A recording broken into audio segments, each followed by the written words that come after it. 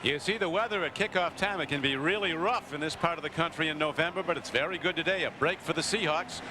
Big Mike Holmgren says no matter where you play, no matter what the opposition, if you don't bring it emotionally, you're not going to win. He hopes his team is really up after an emotional win over the Raiders. And there is Greg Williams, struggling in his first year as coach of the Bills. At 1-7, he was the D coordinator before coming in here with the Tennessee Titans. The Bills have won the toss and they'll receive to start the game. They're dropping back Sean Bryson and Nate Clements. Clements, a rookie from Ohio State, who's already scored 2 touchdowns this season, even though he's a defensive back. Here's the kick, and this is Nate Clements. Dangerous guy with the ball. He's run back a punt for a touchdown, and now Clements stumbles trying to come wide, and he goes down to the 25-yard line. Tackled by Reggie Tongue. As we look now at Alec Van Pelt coming out to quarterback the Buffalo Bills. Alec has not started a game in almost 4 years. Against Green Bay at the end of the '97 season was his last start, but he's played well when he's come off the bench this year. Yeah, Don, he has a knack that he's never been in there when he's disappointed. He's always played very well, played within himself, and given the team a chance to play well around him. He gets the ball away fast. That was the knock on injured quarterback Rob Johnson. Handoff, and the Bills look at LaVon Kirkland come in as the rookie Travis Henry runs the ball, and Kirkland, who's been the MVP on defense, absolutely slams the door.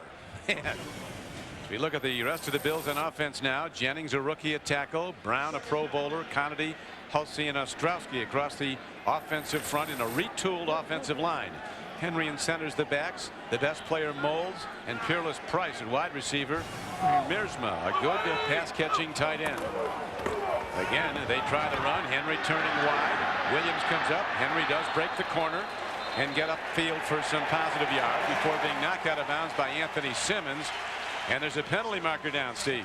Yeah, they hit him a little late. What happens when a back turns up the sideline? Sometimes the linebackers can't come up and stop quick enough, or they don't see him step out of bounds, and the back continues to run hard, and they take that extra shot. And here it cost him a personal foul. Here's Bernie Kukar, the referee. Personal foul, 51 defense, late hit out of bounds. 15-yard penalty for Anthony Simmons, a super fast linebacker, 51. Yeah, I don't think this was a dirty shot, Don. I just really don't think they realized he had stepped out of bounds. Watch here as he tries to turn the corner. There he's out of bounds, and you see there, right at the last minute, there was no vicious intent there. He knew because he didn't leave his feet, and that's just a bad play. It's one of the things momentum causes in a game that's so fast. Early emotion. Anthony was just loaded up, ready to make a hit. Met it a little late. So the Bills get a first down. Van Pelt with a quick drop, gets the ball away nicely and completes it to Peerless Price with his 22nd catch of the year. He's a deep threat. He's averaging almost 21 yards a catch. That was for 8. Ike Charlton, 23 on the stop. As we look now at the Seahawks, a much improved defense with the addition of tackles of Chad Eaton and John Randall. The linebackers very good. Kirkland in the middle has been terrific, and Chad Brown is always a standout. Springs and Williams at the corners. Curtis Fuller starts at safety along today with Reggie Tongue. Second down and short. Pitch comes near side. And here is Travis Henry from Tennessee, a rookie, and he moves ahead to the 45-yard line of the Seahawks. Tackled by Chad Eaton. Chad Eaton, number 90, told us yesterday, Steve, our defense is the backbone of this team as we wait for the offense to mature. Yeah, he's really correct in saying that as well. And for the Buffalo Bills, they've been maligned of late because they haven't handed the ball to that guy right there. They haven't stayed with the run game. Look for them to do that today, but to do it, they've got to get first downs. Well, Williams has seen his team not run for good per carry average. This leading runner, Henry, only 3.2 a carry. Now they go to centers. Normally a pass catcher, and some good trap blocking up in front.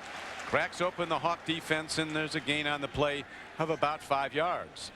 One of the things about this Bills team that has come to pass in the first half of the season is they've had about 7 or 8 different combinations of offensive linemen starting any one game. They have not had any continuity up there. It's because of injuries, because of poor play, and it showed in their offense. It's been a very inconsistent offense.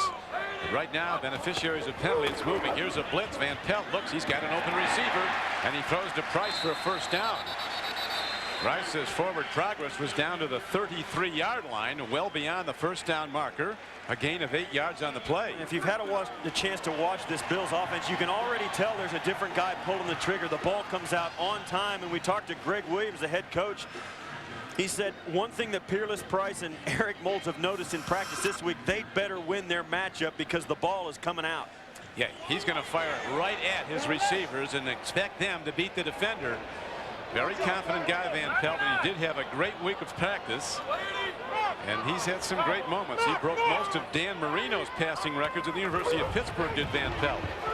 Long ball, going downfield to Moulds, and there's a perfect example, Steve, of throwing the ball even though there was tight coverage on it. And there's no penalty mark. I think Springs was afraid there was going to be You're one. exactly right. And Alex Van Pelt told us that Eric Moulds is a guy that you can throw to when he's covered. Although you don't get covered by guys like Sean Springs every week. And you see there, those two guys know each other very well. They play in the Pro Bowl together, and you know they're talking. Sean Springs said, we talk the entire game, Eric Moulds and I, and it's not always about football. Yeah, calls him E-Moulds. There's a great pal of his, but not right now. It's 2nd down and 10 for the Bills. Handoff coming near side is Henry. He looks a first down, balls on the field, and the Seahawks seem to have it. Looked like it was recovered inbounds. It was. And so the Bills move the ball on their first possession, and then, like so many 1-7 teams will do as expected, they cough it right up. After a good start and a couple of first downs, Travis Henry comes out, and you see he loses track of the pursuit behind him, and it always means trouble. You watch as Travis Henry comes through the traffic. Chad Brown hits it, and then the ball is kicked out to the sidelines where Ron Springs is waiting for it right there, and he does get it inbounds. Watch here. Chad Brown reaches back after the ball is past him as a heads-up play. Chad Brown's having a sensational year for the Seahawks. He is. The Bills' 18th turnover. They're -9 in the turnover ratio. One of the reasons that they're 1-7. And here come the Hawks. 1st and 10. Hasselbeck takes a look, fires downfield, and it's a strike out to the 37-yard line, about a half yard short of a first down. Gain of over 9 on the play to Darrell Jackson. So we look at Matt Hasselbeck, the young quarterback from Boston College, who's coming off his best game. Had a QB rating of over 103 in that win over the Raiders, although his QB rating for the season is 66. The pressure was really on him in the early part of the season, but with the emergence of Alexander, now he's had a chance to at least catch his breath, and you can tell he's more confident. Game by game, getting more and more confident. And here's the handoff, and Alexander runs for a first down for the Seahawks before Pat Williams gets him down. As we look at an emerging standout offensive line, the left tackle Walter Jones got a perfect rating against the Raiders. First time any Seahawks ever gotten that. Hutchinson's been terrific. The rookie at left guard, Tobeck, Gray, and Weiner. This is a very good group and getting better game by game. Alexander and Strong the backs, rookie Corn Robinson and Jackson the wideouts, the veteran Christian Fourier at tight end. First down, Hawks. Throw downfield, and that's timing throw, but there is a penalty marker down at the line of scrimmage. At this point, it's got to be against the offense. Ball start. 81 offense. A 5-yard penalty. Corn Robinson, the rookie draft choice, #1 pick out of North Carolina State. You know, we talked to both these teams, Don, and it seems like both of them would really love to get off to a fast start. Kendrick Office, free agent rookie, starts at defensive end along with Price, Williams, and rookie Aaron Schobel, a #2 pick. Newman, rookie Brandon Spoon, and Foreman back the line. Good corners out of Ohio State and Winfield and Clements. And here is the handoff, and they stick the runner. John Alexander is driven back and down by Sean Price. So that brings up 2nd down now and long for the Seahawks. You know, the Seahawks feel like they'd like to get off to a fast start because they have really had trouble coming to the East Coast. Whenever a West Coast team comes out to the East Coast, they have to take an extra day of travel because of the time change. If they didn't, if they traveled just the day before the game, it would be like playing the game at 10 a.m. and that is really difficult to do. That time change, I think, is really a huge consideration that a lot of people don't understand. Yeah, it's a big one, and of course they tried to offset it. Holmgren brought his team in on Friday. They worked out here yesterday. Alexander, boy, they're shooting gaps. A good defensive game plan. Pat Williams makes the stop. And you talk about this team. This guy, Sean Alexander, has exploded. And you see, this is the game he had last week. And this is some pretty stellar company. O.J. Simpson, Walter Payton, Corey Dillon, who's probably an elite back who's in his prime. And Sean Alexander, in his first extended action, has stepped up to the plate with all of those guys. And that's why the Seattle Seahawks feel like maybe they're on the cusp of a playoff run. Now they're 4-4, but scheduling's in their favor. Now at needing 17, Hasselbeck makes a throw, and he had nowhere to go. Very nearly intentional grounding. That was an excellent play by Hasselbeck, though, and that's exactly the kind of thing Mike Holmgren wants to see from him. Sean Alexander got snapped off on a screen pass. The defense saw it, and you'll watch here as Alexander right there at 37 will step out to the left, and the defense is already there waiting for him, and Hasselbeck knows enough just to get rid of it. Don't make the critical mistake. So Hasselbeck, number 8, goes to the sideline, and ready to punt the ball now is Jeff Fiegels, the 14-year veteran, hits the ball well downfield. Backpedaling to the ball is Peerless Price, starts inside his 5. A great punt by Fiegels, and the Bills are knocked down back inside their 15-yard line. So their second possession of the day starts from deep in their own end, a 60-yard punt and a 7-yard return. We're back at Ralph Wilson Stadium, Orchard Park, New York.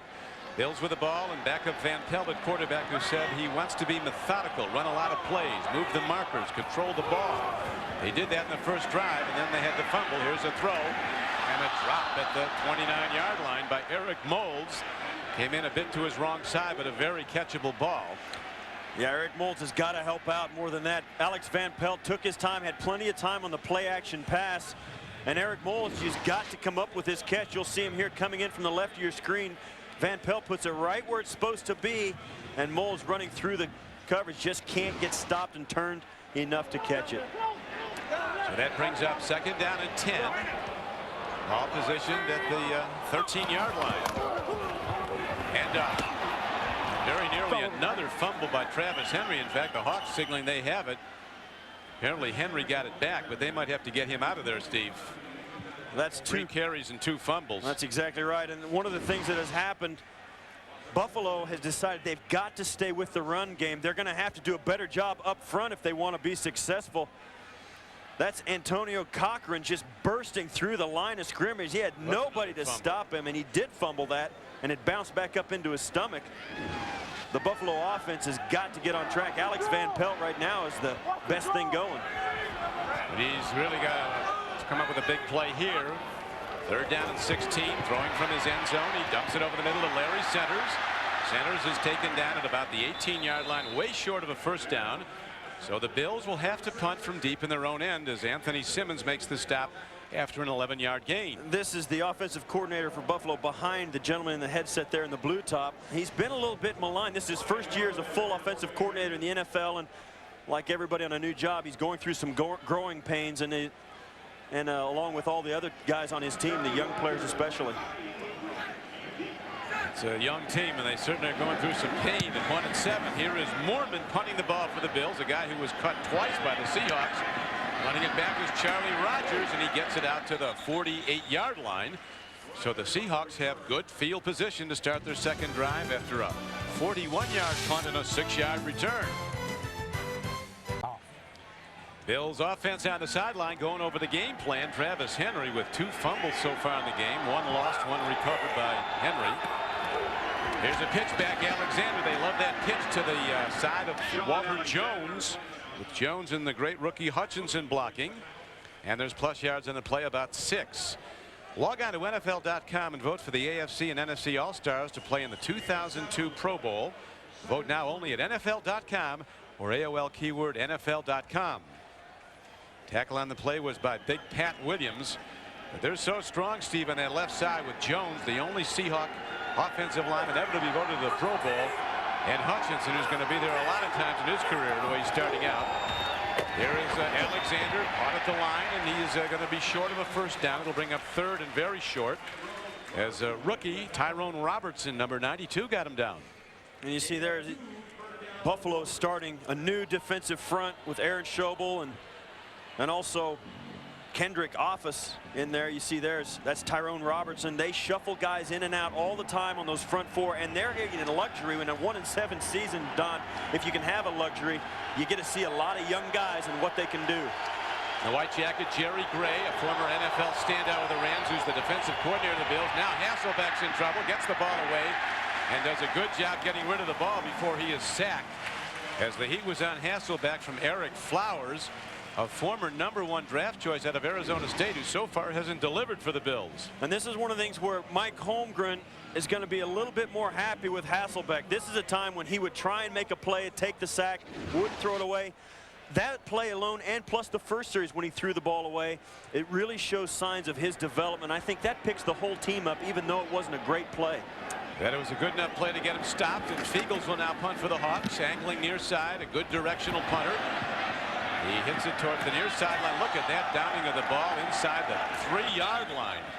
Brilliantly done by the Seahawks. Is down to get the ball was Paul Miranda, and Ike Charlton is going to get credit for it. Both of them right around the ball. The Bills get it again, but they're deep in their own. Tasker back at Ralph Wilson Stadium. No score in the first quarter with 5:03 to play. But field position swinging the way of the Seahawks after the fine punt by Jeff Fiegels, who's the NFL's all-time leader in punts downed inside the 20. 336 of them inside the 20 in his career. See who misfired here. Was it a false start? Encroachment, 90 defense. You call it on the defense. You'll watch here's Chad Eaton. Now we sat down and talked with him yesterday. That's a guy tough to line up face to face. Watch here. He bumps off Billy Conity, and then just he has to stand there. He doesn't even just push you over there, take the penalty. Here we go. That makes it first down and 5 from the 8. Travis Henry, did he bobble that again? He did bobble it again. Yeah, there is some difficulty. Well, the other handoffs were clearly in his hands, and he lost them. That looked like an exchange problem. Well, I'll tell you, Don, when it starts to go downhill, sometimes a young player has a trouble getting himself out of it mentally. You'll see here. We'll see if the exchange is clean, and it doesn't seem like he ever got it. Bounced off his chest, and you know, you'd say, okay, it's a backup quarterback. Maybe the exchange is different, but they've worked on that all week in practice. There's no excuse. Fumble down here could be a killer. As the Hawks are the better team, if they jump out early, they could be awfully tough to get. Here is the throw near sideline. It's incomplete, and the Bills are going to end up punting very soon from their deep in their own end zone unless they can convert this third down. There's Rob Johnson, who suffered a fractured clavicle last week. Yeah, and what you can't see there is his arm is in a sling, and this is a guy that has been sacked a total the most in the NFL, 31 times. And when you get sacked that many times, Don, you end up standing on the sidelines with your arm in a sling. And most discouraging about Rob, he is 9-18 as an NFL starter. He hasn't delivered for the Bills, and a lot of factors go into that, but he certainly doesn't get the ball away as quickly as Van Pelt's been doing it. Third down. Van Pelt and the Bills need 6. And again, a whistle stops play, a penalty marker thrown before the snap of the ball. This is you see there the official relaying it to the referee. That's a false start. 81 offense. Half the distance to the goal. Still third down. That has been a chronic problem for the Buffalo Bills, especially in crucial situations like a 3rd and 6. Why is it a chronic problem? That's a lack of concentration. You get young players who aren't sure, and I'll tell you what, it happens a lot more on the offense of this team than it does on the defense. The verbiage of this offense is so big and so extensive that it starts to confuse guys in the huddle, and they start thinking about things and they forget what the snap count is. It's that simple. That would indicate to me, Steve, you ought to start simplifying things. You're exactly right, Don. I agree with that. The guys are out there getting whacked in the head. You can't give them too much to be thinking about. Here is a throw downfield. Going for the ball is Price, and he is screened away from the ball very nicely. Tongue was running with him along with Willie Williams, 27. So good defense by the Seahawks will force the Bills to punt from their own end zone. And that's one of the things about this offense today for the Bills. The wide receivers have to win their matchup because Alex Van Pelt is going to get rid of the football. And you'll see there, that ball was uncatchable. Peerless Price could not have gotten to that football, and that's why there was no penalty. Here's Corbin punting from the end zone. Hits a high punt. Seahawks are going to get good field position as they fair catch the ball. Man, that was nearly a fumble. It's jumping in front of Charlie Rogers was Bobby Ingram. It's the Hawks ball when we come back. After a 34-yard punt that was fair caught, the Seahawks again improve field position to start a drive. This time they go from the Bills 38, 1st and 10. Yeah, the kicking game for Seattle has dominated the field position battle thus far, Don. Eagles has been terrific.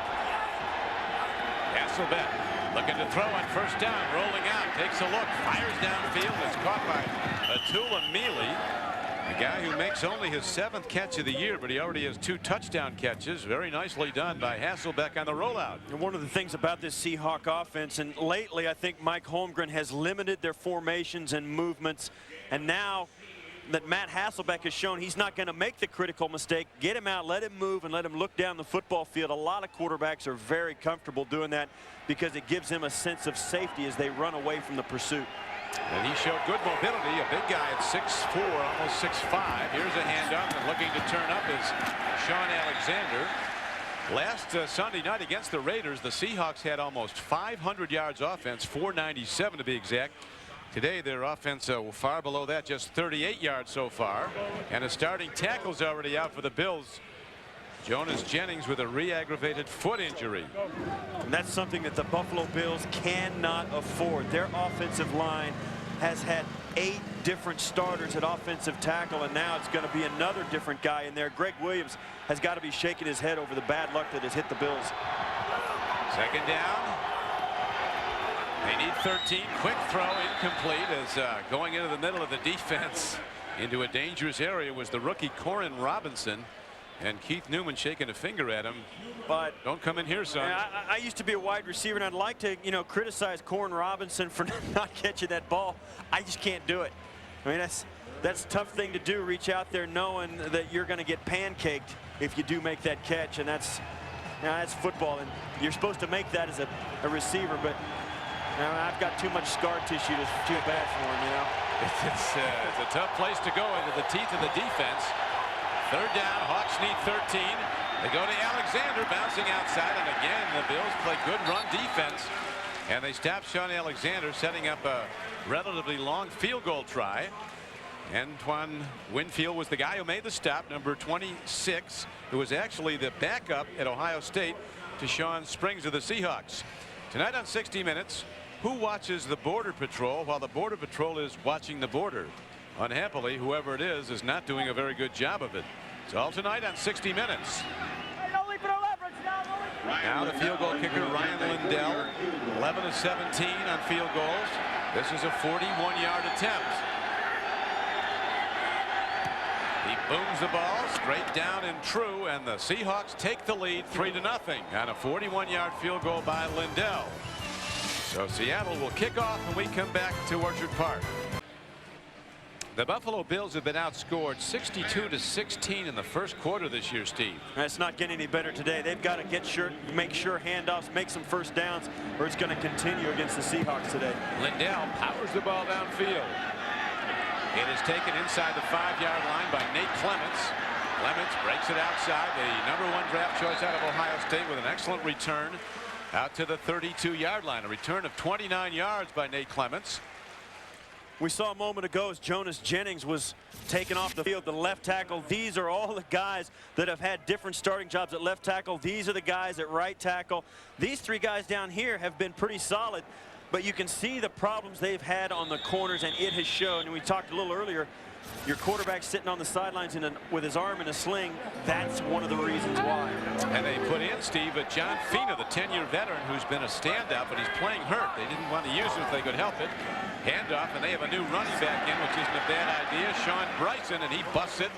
A much bigger back than Travis Henry. Bryson at 235, runs for 8 yards. And Bryson is a guy with a lot of physical tools. He's very fast as well, but you can tell this is something as Travis Henry now comes back into the game. There's no question they're making a statement about Travis. He has dropped the ball twice, lost one of them. He's almost bobbled a handoff. They've got to do some things to get this team fundamentally sound. Now Travis Henry's back in there, number 20. He's run the ball 6 times for 3 yards and has fumbled twice, losing 1. Here is a flea flicker. Van Pelt's in trouble, and he does the right thing, gets outside the tackle box, throws it away as the Seahawks had excellent defense. Everything was covered, and on the blitz, Anthony Simmons was coming hard. For a play like this to work, the one thing you have to remember is one thing. You have to fear the run game if you're the Seahawks, and they don't. They had both receivers down the field double covered. They knew that the front seven was going to stop the run. Nobody was peeking, trying to jump in on the tackle. They all stayed back. Both receivers were covered. Alex Van Pelt, 31 years old, in his 8th year with the Bills as a backup. He was waived by the Steelers in Kansas City back in '93. Passed for over 11,000 yards at the University of Pittsburgh. Breaking so many of Marino's records. Here's the throw and a catch, and a bobbled ball after he catches it to Jay Riemersma, the tight end, normally sure-handed. Yeah, Don, this is you talk about fundamentals in football. It's tackling, it's blocking, it's exchange. You just got to catch the ball, and when you catch it, hang on to it. When they hand it to you, hang on to it. When you have a block, stay with it. And the Bills aren't doing any of that right now. The Bills demonstrating not a lot of discipline on offense. Their defense has been standout. Here's the punt, hit downfield by Brian Moorman. And a fair catch is signaled for and made back at the 18-yard line by Charlie Rogers, who's back in the lineup for the Seahawks after some injury problems. A 44-yard punt, and as you saw, no return. Coming up on the Nextel halftime report, join Jim, Mike, Randy, and Jerry for all the scores, highlights, and the latest NFL news, plus a CBS News update. America fights back.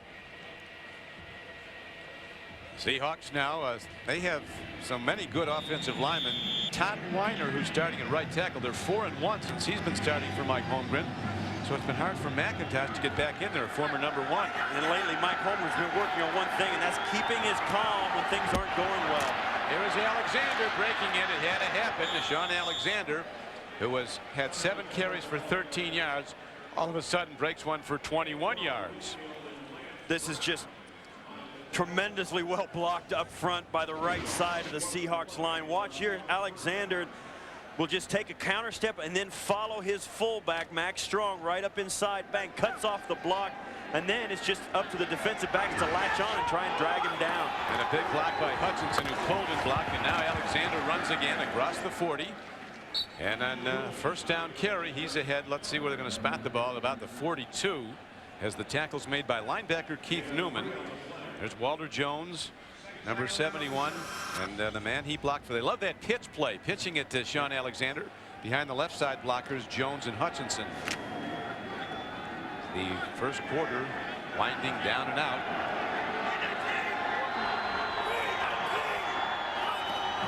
Second and 7. A throw and a catch and a first down out to midfield, and that'll do it for the first quarter of play. A 9-yard gain to Corn Robinson. The end of the first quarter with the Seahawks leading 3-0. We'll return to Ralph Wilson Stadium right after this message.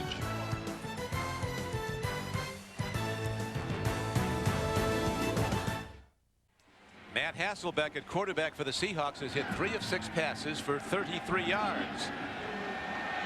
And now again he starts a drive in very good field position with his team up 3-0. Alexander bounces wide, and the Bills get him down. Nicely done. Jay Foreman gets him down.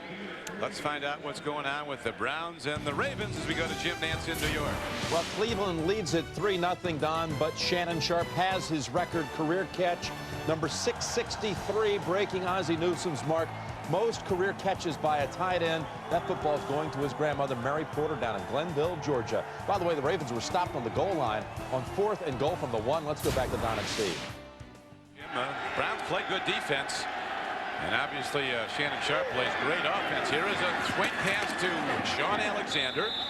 And his first catch of the day is a head for a gain out to the 44-yard line of the Bills. A gain of 5 yards on the play before 330-pound Pat Williams ran him down. You know, the thing that defenders have said about Sean Alexander, including the Raiders team a week ago, and his teammates, they use a word to describe him that you rarely hear used for a running back. They say he's clever with the ball in his hands. They don't say he's fast or physical. He's clever. And that's the most interesting thing I've heard anybody say about Sean Alexander. This is a euphemism, or another way of saying he's smart. Here is a third down pitch. They come to the near side, and Alexander breaks it first down and more. As Sean Alexander out of the University of Alabama in his second year. Got his shot when Ricky Waters went out with the injured shoulder, and he runs for 14 yards before Eric Flowers gets him down. Little known fact about Alexander, his brother played for Notre Dame. Not football, he played drums in the band. Watch here as you'll see Buffalo is going to blitz off the right side of the offense, and what that does is it opens up the defense. They think they've got this broken loose, and the blocking is out to the right where the defense is weak. A great play call versus a corner blitz off the weak side, and the Seahawks make them pay. Alexander comes out for a breath. He's starting to get numbers now. 11 carries, 53 yards. Here is an end around. Darrell Jackson runs, and he fights down close to the 21-yard line. Darrell Jackson with a good move as a 9-yard gain on the play results. And you talk about guys like Alexander and the things that he has brought to the table. This is a guy that sat behind Ricky Waters for a long time and didn't make a peep about not playing. And that's the kind of production he's put out in consecutive games. 319 yards. That's a bundle, Don. Unbelievable. He only started 5 games prior to today, and he already has the best rushing day in Seattle history and 2 of the top 6 rushing days in the history of the franchise. 5 starts, he got that. Max Strong, the big fullback, runs the ball, and he cracks the 20-yard line and gets a first down for the Seahawks. And I'll tell you what's happening here, Don. The Seattle Seahawks right now are getting down in the huddle, and they're looking at each other saying, man, we've got them. They cannot stop our run game. And when you can't stop a run game, you are defenseless. I don't care what 11 guys you've got out there. You are not going to win the football game unless you can stop them. And they can't right now. No, they cannot. They're coming off the ball, big and strong and well coordinated. The offensive blockers for Seattle. Play fake. Hasselbeck takes a look, swings it near side, and gets Max Strong. And the big fullback from Georgia crashes down close to the 10-yard line, an 8-yard gain. Nate Clements upended him, but now the Seahawks looking to take command of the game early. And you see the Seahawks, they hand it off, get yardage, hand it off, get yardage, reverse and get yardage. They pitch it out and get yardage. And then Matt Hasselbeck, you think he doesn't appreciate this as a young quarterback. All the pressure is off of him. The running game is clicking. Just dump it to the fullback, and all of a sudden now you've got some confidence even as a passer because of your run game. And the confidence in his passing game, Steve, is showing in the numbers. He's 5 of 8 throwing, 45 yards. As again, the Seahawks go to power, moving behind the left side. Walter Jones, Steve Hutchinson in the center, Robbie Tobeck, and they get a first down. One of the things about this Seahawks, you talk to them, they've got some young guys on their club as well. It's Steve Hutchinson, the 76, the left guard. You know, you stand next to this guy, and you think, what is this, a 10-year veteran here? I mean, this is a guy that came into this league, and the way he carries himself and the way he has prepared himself during the year, everybody in the organization has been impressed. Okay, he is impressive. You see him in the lobby, he makes the All-Pro team. Here is a swing pass. Alexander is taken down on a terrific open field tackle. Coming up to make the stop was Keith Newman, young linebacker out of North Carolina who saved a touchdown. He's second and goal from about the 8. And he's trying to find Sean Alexander. When you've got a guy like him, find different ways to get him the ball. I think Matt Hasselbeck, I think, is, when you watch him play, we watched him earlier in the year in a bad game against the Raiders the first time they played, and he is a completely different guy now. His confidence growing. Well, he had the terrific game last Sunday night against the Raiders. Huge victory for the Hawks as the pitch back goes to Sean Alexander. He takes a stick.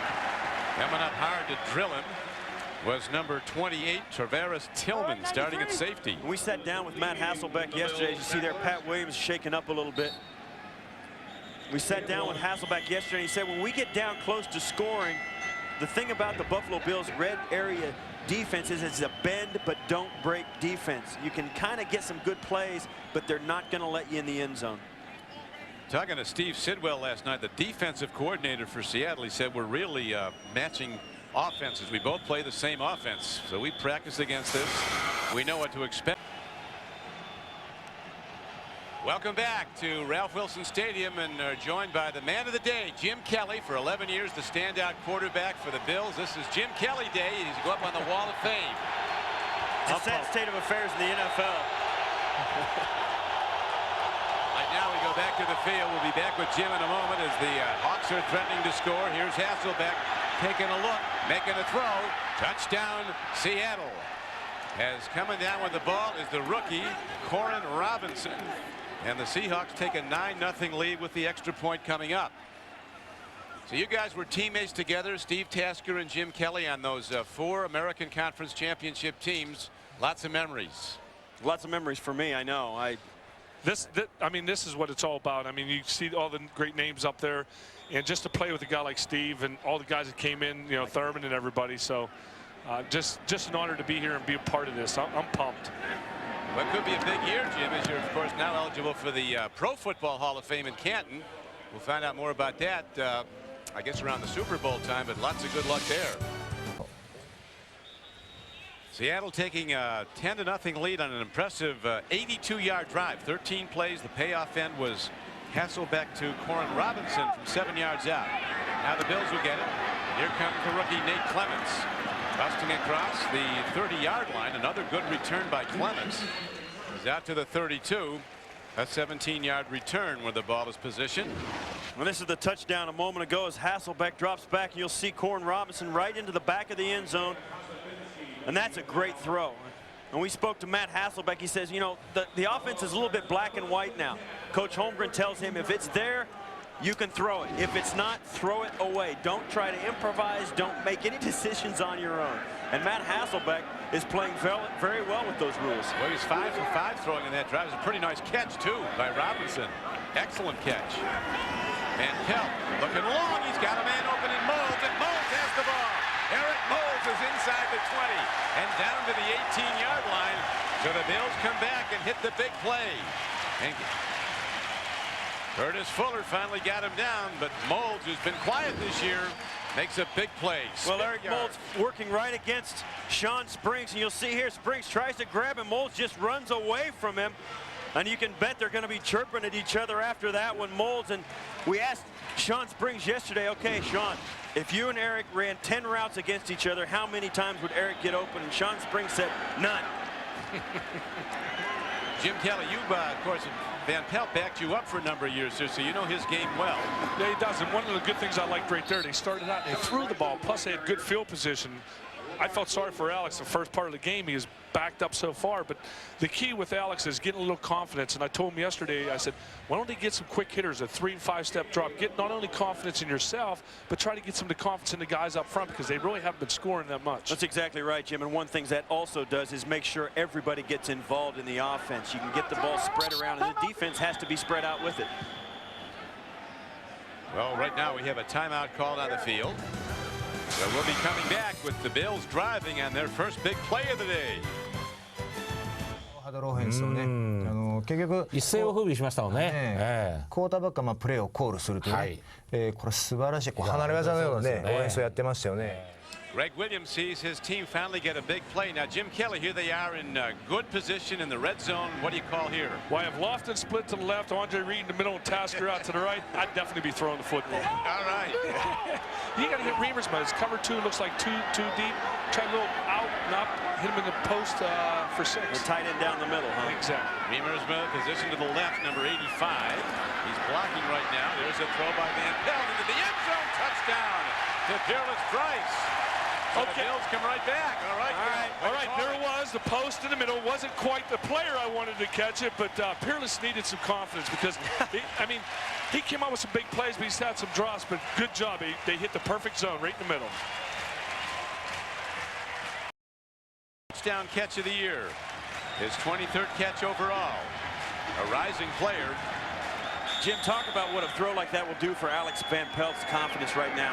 Not only that, but the throw before that, the long one to Moulds, you get confidence in yourself. That's why we tried to say, try to get some quick hitters, but a touchdown pass there, big time for our boy Alex. Good job.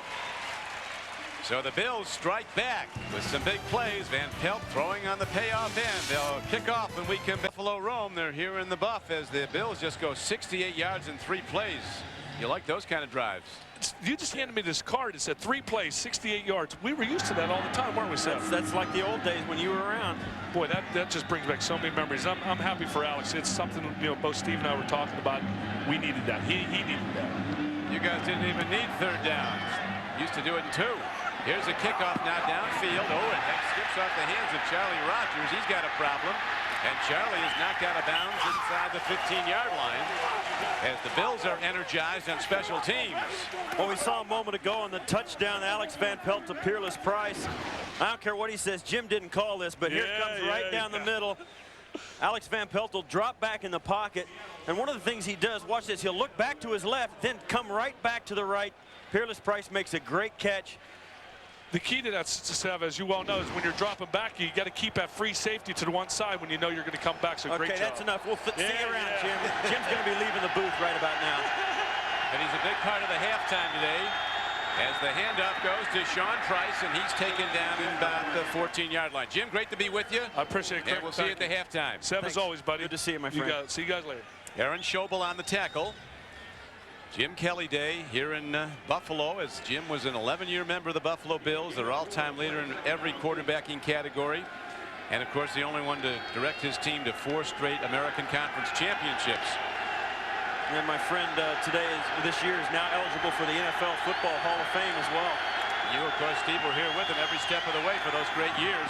And now a hard throw by Hasselbeck skips off the hands of usually sure-handed Darrell Jackson. Well, the Seahawks right now, came in, they sat on the bench for a little bit and watched their lead of 7 evaporate to 3 really quickly. An important thing to remember for the Seahawks right now is they made 82-yard drive a moment ago by handing the football off. There's no time to abandon that now. Give the ball to Sean Alexander and dare the Buffalo Bills defense to stop him. Well, he was stopped early in the game, as you know, Steve, and then he started to put up numbers. He's now carried 14 times for 59 yards as Sean Alexander. On 3rd down, Hasselbeck with a throw and a catch. And the stop is made very close to the marker, but short of it. And the Seahawks have to punt from deep in their own end. Monday on CBS, it's a night of great television with all new episodes of The King of Queens, followed by Yes Dear and Monday's #1 comedy, Everybody Loves Raymond. Then don't miss Ted Danson and Becker, followed by Family Law. It's all here Monday on CBS. Jeff Fiegel standing back inside his 10. So now, Steve, we see the field position game starting to change. Yeah, what Seattle had dominated early on in this game now seems to be turning the way for the Buffalo Bills. Fiegels with a knuckleball hit under end. And it takes a good roll for the Hawks as it'll be down inside the 35-yard line and all the way down to the 30. Down there by Alex Bannister. So Fiegels, the 14-year veteran, again does his job well. 49-yard punt and no return.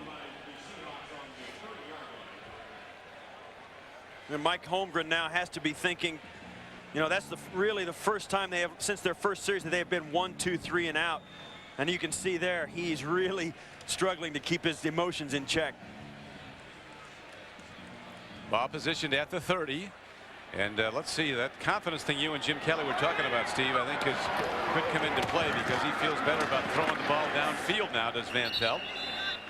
Tuesday on CBS, The Guardian is the most watched new drama of the season. And this episode will show confidence in this game. I think there's one guy on the Buffalo Bills who could use a little right now. It's not number 10, the backup quarterback. I think it's number 20, Travis Henry.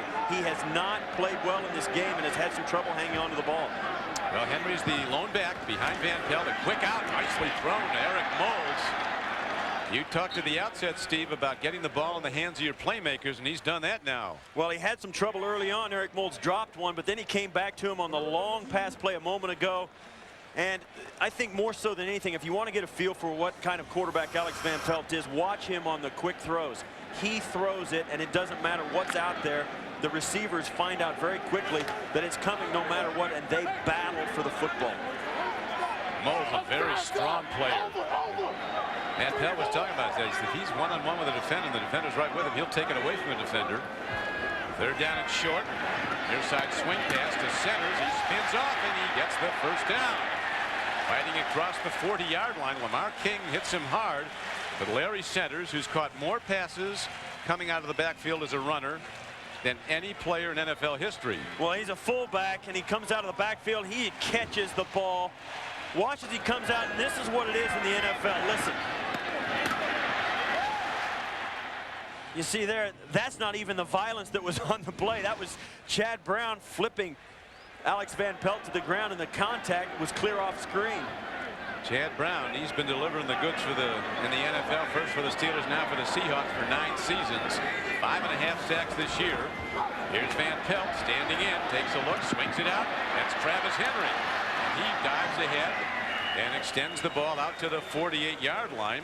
Anthony Simmons gets him down, but it is an 8-yard gain. Well, one of the things they're doing very well is they're coming back to Travis Henry. They're not going to lose confidence in him. You see there the first fumble they had, they lost that fumble. Then the near fumble, watches the exchange is fumbled, or he actually fumbles it to himself and comes up with it. And then a little later on, he actually had one fumble and got it back. I mean, this is a guy that has struggled early in the game, but they still continue to give him the ball. I think that's hugely important. Right now, Ike Charlton's in a cornerback against Eric Moulds as they go to the run. Running hard with the ball is Henry. He's near the 50-yard line and very close to a first down. He needed 3. He got 2 or more before Reggie Tongue got him down. But I don't know if Sean Springs is shaken up. But right now, he had last play, he wasn't on the field. You see there is at the end of that play, John Hilliard ended up with that football, and the defenders know Travis Henry, you know, he's coughing the ball up, having a little trouble with the handle today. So even when they know it's not going to make a difference, even after the play, they'll still take it out of his hands to keep that in his thought, in his mind, that he's got to hang on to it. They're going to get the ball. You know, they're trying to stay in his brain about fumbling. Springs is having an ankle retape, so Charlton's in there in his absence. 3rd down and less than a yard. Van Pelt, 218 pounds, the man they call Pill, short for Pillsbury Doughboy. Yes. But he's got some power in that 218. It's not the quintessential athletic build, Alex Van Pelt, but he is a competitor. I can relate to that. Yeah. You resemble that remark. And there's Sean Springs getting taped up. Boy, there's a guy who can play football. Oh, yeah, he's got speed. That's his game. He is a shutdown corner. When you're on him, you may well get shut down. Of course, his dad, Ron, will stand up with the Cowboys as Henry runs hard, both arms on the ball as the Hawks really wrap him. Sean Springs telling us his dad, Ron Springs, never talked much about football when he was growing up. He talked about being good in the classroom. So football's not going to last that for long. Well, it got him through Ohio State. I mean, he came out, and this is a guy that, one of the rare athletes in the NFL, when he came out of college, stepped right in and started. That says something about his ability. He was the #1 pick of the Hawks back in.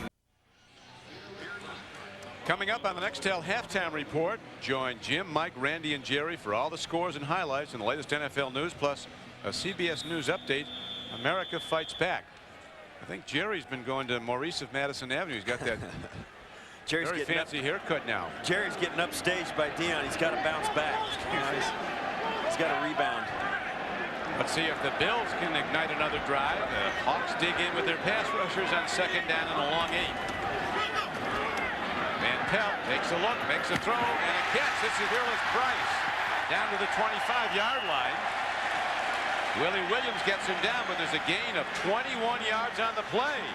You see here, one of the things you notice about the Bills offense, and you talk to Greg Williams, the head coach, and also the general manager, Tom Donahoe, they have invested a lot of their cap money into playmakers on offense. Now, they've paid for it in their offensive line, but you can see when they have time, they've got guys that can play.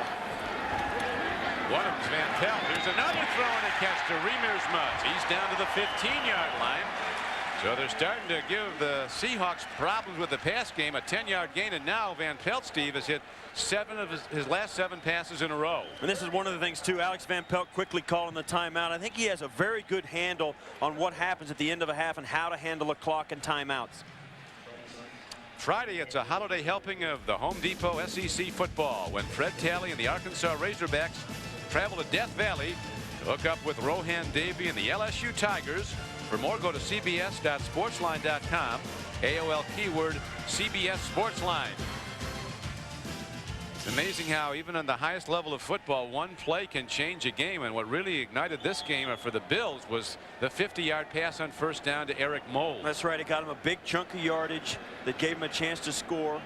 And that's, look at this, the 2nd quarter, that's been a huge difference from the 1st quarter. I'm telling you, Seattle dominated that 1st quarter, but Buffalo has hung tough, trails only by 3, and now has taken over in the 2nd. Van Pelt with 7 straight completions has now completed 10 of 16 for the game for 141 yards and the Bills touchdown. As with 1:21 to go, they look to see it possibly take the lead before halftime. Blitzers are ready to come for the Seahawks. Here they come. Van Pelt stands in, makes a throw, and beautifully timed. He gets it to Peerless Price down to the 5-yard line and very close to a first down. Reggie Tongue makes the stop, a gain of 10 yards on the play, and we'll see by the spot whether or not it is a first down. You see the clock still running. The clock's still running. There was a tussle about whether it was a fumble or not. The official said he was down by contact. Now there's a little confusion. This is when Buffalo has struggled. They have not, at times, handled the clock well. Bills still have 2 timeouts left. First down and goal. Van Pelt hitting his last 8 throws in a row. Another timing throw. Takes a look. Makes the throw. Incomplete at the 2-yard line. Good defense by Sean Springs. And Van Pelt, I think, looking for a pass interference call. And so is Eric Moulds. You'll see here right at the goal line, right there, the big 24 right in your screen is Sean Springs, and Alex Van Pelt's going to throw that up, and look at that. He's got him by the back of the shirt, and that is pass interference. But you know what? He wants the flag. He's not going to get it. Those are the most frustrating ones, Don, for a player. The bang-bang plays that you know you should get and dunk. But you got to put it behind you. Now it's second and goal from the 5. Seahawks will blitz every down in this close. Here's Van Pelt rolling out. Loses his footing and gets the ball away somehow. Chad Brown is quickly at it, and you see Greg Williams call a timeout. They do with 27 seconds left, so it'll be third down and goal. That was a trick play. Eric Moulds on a shovel pass, trying to sneak him in behind the offensive line, and Chad Brown stuffed it. The first time the Bills and the Seahawks played against each other was back in 1977. It was hard to figure out who the recent expansion team was, as Seattle, new to the league, won 56-17. It's still the franchise record for points in a game by the Seahawks, and the 8 touchdowns allowed by the Bills, also a franchise record of dubious distinction. Seahawks, of course, came into the league back in 1976. And there's the guy, Jim Zorn, who had lefty, who was throwing those passes. Now the quarterback coach. This guy used to leave the hotel throwing. You know, one of the things, too, with Houston, the Houston Texans coming to the league as expansion, the expansion draft is a hot topic these days, and Steve Largent was an expansion drafted guy by the Seahawks way back when, and he went to the Hall of Fame. So there's some guys out there. Seahawks have had great luck with free agent quarterbacks. Jim Zorn one and Dave Craig the other.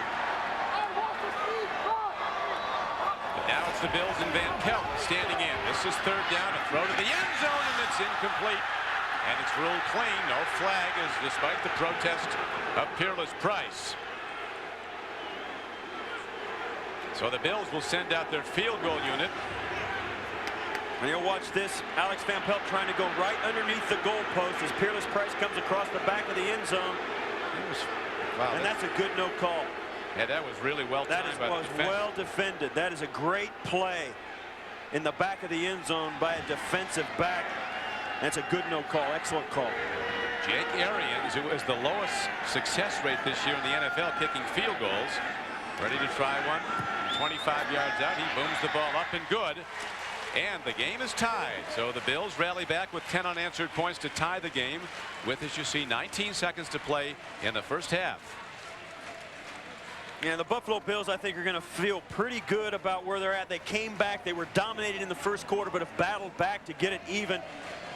But in recent years, the Bills have really had a tendency to give up some horrendously bad plays in situations like this. And there you see Jim Kelly preparing for the halftime show with his family, as his name will be put up on the Wall of Fame here in Ralph Wilson Stadium. The NFL on CBS renews a Thanksgiving Day tradition when Brian Griese and the Broncos rolled into Big D to meet Emmitt Smith and the Dallas Cowboys. It all begins with Jim, Jerry, Randy, Mike, Marcus, Leslie, and Dion on the NFL Today at the special time of 3:30 Eastern. For more, go to NFL.com. AOL keyword NFL.com. There they are, the Thanksgiving group.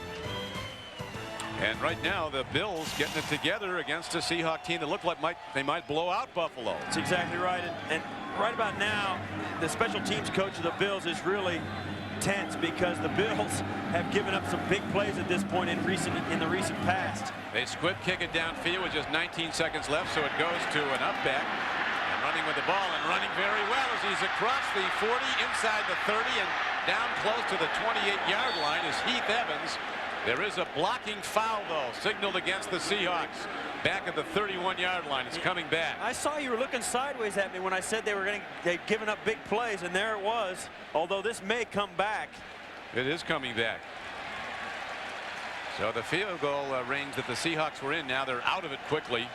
Mike Holmgren, he warned his team. He said, I don't care what their record is. He was going into a 1-7 team. Of the return team during the run back. That's a 10-yard penalty. Their quarterback's hurt. He said, we better bring it emotionally because you'll get beat if you don't. Well, it's almost a cliche. As you see there on the right there, you see the hand around the back, throwing the coverage man to the ground, and that was the penalty. Clear back inside the 35-yard line. What a moment for Heath Evans, the rookie fullback from Auburn. He ran that back 47 yards, all for naught. As now the game clock down to just 9 seconds, so will Hasselbeck air it out? No, he will not. He'll play the numbers right, play it cautiously, take a knee, and go to the locker room with this game just like it was at the outset, tied up, only this time at 10-10. So the Bills, falling behind 10-0, come back to tie the game. Seattle 10, Buffalo 10. Coming up next is the Nextel halftime report after this message and a word from your local stations. Jim Kelly Day in Buffalo as he goes on the Wall of Fame, and as you mentioned, Steve, becomes the first Bill in the history of the franchise to have his number retired. There's a number of the great players that he played with in the stadium today. James Lofton, Andre Reed, Will Wolford, Kent Hull, Don Beebe. And it really is for the guys who played on that team. Jim was really the guy that made it go, and it really is a family atmosphere here in this stadium with that team at that time. It was a special time.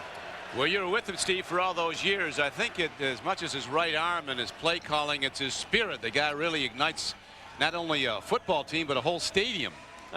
He's really, for me, as what I do now, he's the yardstick I measure every quarterback by. He demanded his players play the best that they could all the time, and more often than not, he got more out of his teammates than they thought they had to give. Well, there were great years in Buffalo. Now it's a rebuilding time, but it's good for the Bills to see Jim Kelly back and have his number retired. As we look at some first half highlights, early on it was the Seahawks who were moving the ball so well. Well, Matt Hasselbeck behind the great running game. Matt Hasselbeck drops back and throws a great catch by Robinson in the back of the end zone for the touchdown. And then this play sets up the touchdown for the Bills. Eric Moulds working against Sean Springs. Springs goes down. Moulds catches it. That sets up the touchdown to Peerless Price. Alex Van Pelt looking to his left, going back to his right. Subsequently, the score, as Greg Williams watches on, subsequently the score was tied, and now we stand at 10-10. And this is the first time, Steve, all season the Bills have not given up a sack in the first half. The Seahawks failed to sack Alex Van Pelt. You talked about his ability to get the ball away, and it paid off. It really does, and it really lifts up the entire team because they know everybody, the guys running routes, the backs in the backfield, and the offensive line know that Alex is going to get the ball to somebody. The Bills' first half possessions for a while after that early fumble by Travis Henry, it looked like they were in deep trouble. Yeah, this is the real thing. The 3-and-outs kill an offense, and that's one of the things that gave them problems in the first quarter. Of course, obviously, the fumble was crucial as well. Well, Mike Holmgren talked to his team about the importance of emotion. So we're going to go into a very emotional day with the Jim Kelly number, all of that. You got to bring it. Now let's see what the Hawks do as they take the opening kickoff. Rodgers breaks it up the middle and gets out close to the 30-yard line. We spoke to Mike Holmgren, and he said, listen, if you're going to be there emotionally, you've got to bring it. And in a day like today, when Jim Kelly, one of the all-time greats of this franchise, is in the stadium, the fans are absolutely beside themselves. The crowd at halftime, I'll tell you, in this stadium, the players could hear the fans down in the locker room, and they'll feed off that. When you come down the tunnel and the fans are jumping up and down, screaming crazy, it rubs off on the home team. Here we go as Matt Hasselbeck looks to get the Seahawks back flying. First down throw, timing throw, goes in the flat to Sean Alexander. He's taken down after a gain of maybe a yard, if that. As the Bills were there to hem him in, it was Antoine Winfield that got him down. One of the things about it, Don, you know, at halftime, both these coaching staffs had a little extra time because of the halftime show to put on put in some extra adjustments and get an extra level of communication with their players about what they had to do. And there is no more important possession in a ball game than the first one after halftime, and it's up to the Seahawks to make it count. Well, let's see what they can do on 2nd and 10 now. And they're going to come out firing. Good throw, and the catch is made out to the 35-yard line. And that'll bring up a 3rd down and about 5 as Christian Fourier with his 13th catch of the year. Nobody works harder than Fourier, particularly as a blocker. Yeah, one of the things about this, that you get into a routine as a player. The players go in, they have certain things they do at halftime. The coaches have certain procedures that they follow in the locker room. That was all thrown out the window because of the extended halftime here today. It'll be interesting to see how these players bounce back if they come out a little bit disoriented. Big down now. Hasselbeck 10 for 14, stands in, gets time, makes a throw and a connection. A 1st down and more as Bobby Ingram coming off the flank, moves to the center of the field, and they make a big connection for 21 yards on 3rd down. 1st down, Seahawks. One of the things about Bobby Ingram, he doesn't catch a lot of footballs, but it seems he has the knack of making crucial catches at crucial times. 3rd down catches are always weighted with more importance, and Bobby Ingram seems to come through with those time and time again. Ingram, the veteran, out of Penn State. 19th catch of the year was a big one, and now Alexander looking to turn wide, and he's taken down to the 41. Got a couple of yards on the play. The rookie free agent Kendrick Office, 77, tackled him. Sean Alexander, no, when you've got a guy that, the thing about Sean Alexander, it's got to feel good as a running back when you go in, you've been carrying the ball 30 times a game, and you're in a tight ball game, you know you're going to get the ball handed to you. Your offensive line knows it. It's a really positive feeling in the huddle, knowing that you can make it happen. Well, in this drive, that 3rd down throw certainly made it happen for the Seahawks. The 21-yarder. We'll see what Hasselbeck goes to here. Here's a blitz. They pick it up nicely. Hasselbeck throws, and it's caught somehow by Darrell Jackson. A terrific fingertip catch, and there's a penalty marker down. Antoine Winfield got up from that thinking the penalty was on the receiver, looking for the flag, but it's going to be on him. He was on the ground when the ball was thrown out there, and you see there Dilfer putting his helmet on. Hasselbeck looks to have jammed his finger, or look, you can see him reaching at his shoulder. Number 26. That penalty is declined. 1st down. So you talked, Steve, about the importance of a good opening drive in the 3rd quarter, and the Hawks are having that right now. You'll watch here. He comes off the line. You'll see there the extension of the arm. It looks, yeah, you can see why Antoine Winfield thought Darrell Jackson pushed off, but right there's the hit on Hasselbeck, and that he got up reaching inside his pads, feeling for the spot where he hurt. And right now he's on the game, and it's 1st down and 10. Alexander looking to make a burst. He does, and Sean Alexander takes it inside the 15-yard line and gets it down to about the 13.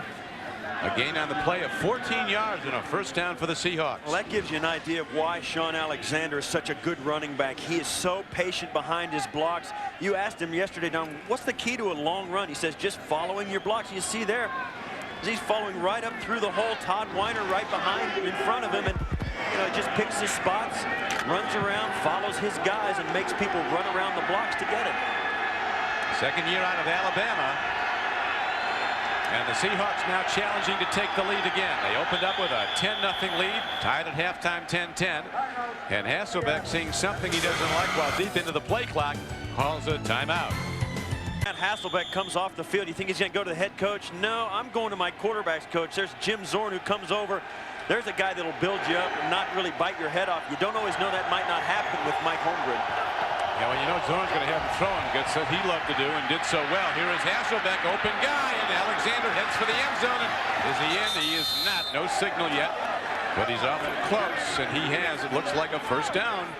A 12-yard gain on the play, so Alexander really just waited on the sideline, waited for the play to develop, and Hasselbeck checked his downfield receivers, then went to the outlet man. And I think that's incredibly important that Hasselbeck waited, and knew where Alexander was. And I'll tell you what, Don, that looks like a touchdown to me right there. Nate Clements knocking him out of bounds.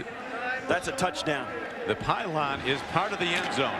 Yeah, if the ball hits that pylon before Alexander goes out of bounds or touches out of bounds, it should be a touchdown. And the whole white line is part of the end zone. The end zone line, if you get the ball over any part of that.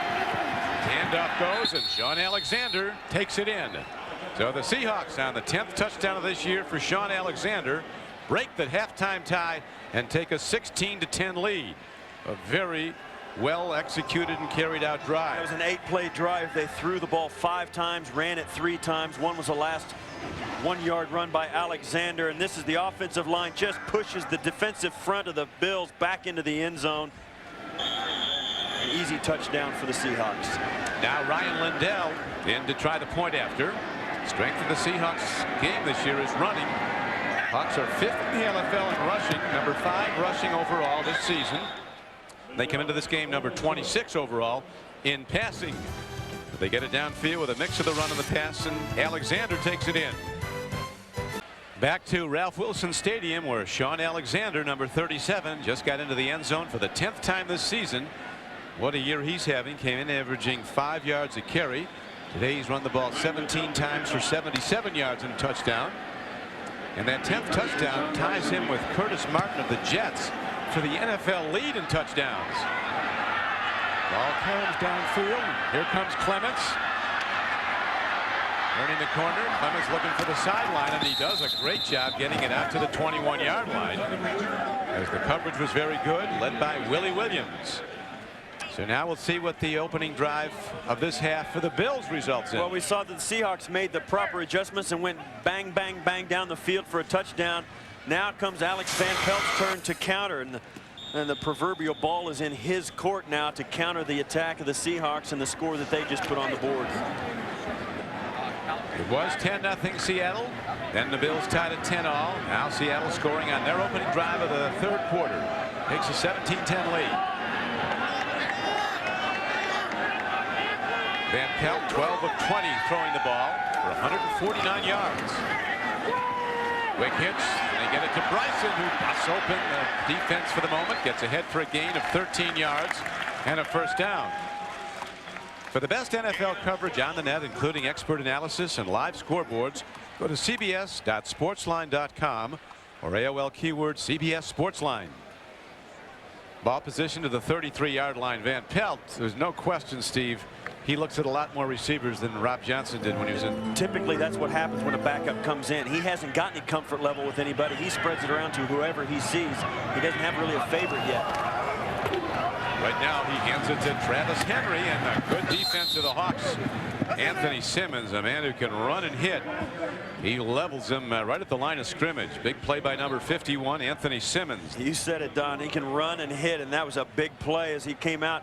Travis Henry trying to get to the corner, but Simmons would have none. He just outruns him to the edge of the football field, and that's a sideline to sideline linebacker right there. One thing about the Seattle team, Steve, when we watched him work out over the weekend, this team has a lot of talent. They got some athletes, don't they? They've got some fine-looking football players. As you look at the rushing and passing yardage breakdown. 2nd down and 9. Kelly on the sideline raises his hand, but the play's no good. Now the penalty marker comes in. Jim Kelly's coaching him from the sideline, but that play was incomplete as Willie Williams is called for a pass interference call. It'll be a first down. Yeah, very late flag coming from back at the line of scrimmage. You see there, interestingly enough there, Don, that guy should have some experience in the National Football League. That's Steve Freeman, the field judge, number 133 there, who played 11 years in the National Football League for the Buffalo Bills. And he probably might be the best safety the Bills have had. He was a terrific player. Yeah, he was. Seahawks fans might be a little. Well, I'll tell you what, believe me, he's earned his way into the league. Defense, that's a first down. He spent a lot of time in the Southeastern Conference, and that was his no call there. And watch here's Peerless Price. That's a push on. That's a hold and a grab. Question, yeah. And the hold is what did it for Williams. But I tell you, Willie Williams has been playing a very, very good game prior to that infraction. There's Steve Freeman. Actually, he's still just in pretty good shape. I played with him his final year, actually. First down on the penalty call. People jumping where they've drawn. We'll see. As play is stopped by penalty markers. Bernie Kukar, the referee. Bills trying to sell something. Yeah, the Bills were saying the man was in the neutral zone, False start. but no. 60 offense. That's a 5-yard penalty, still first down. Jerry Ostrowski, ironically, Jerry, who was the false starter.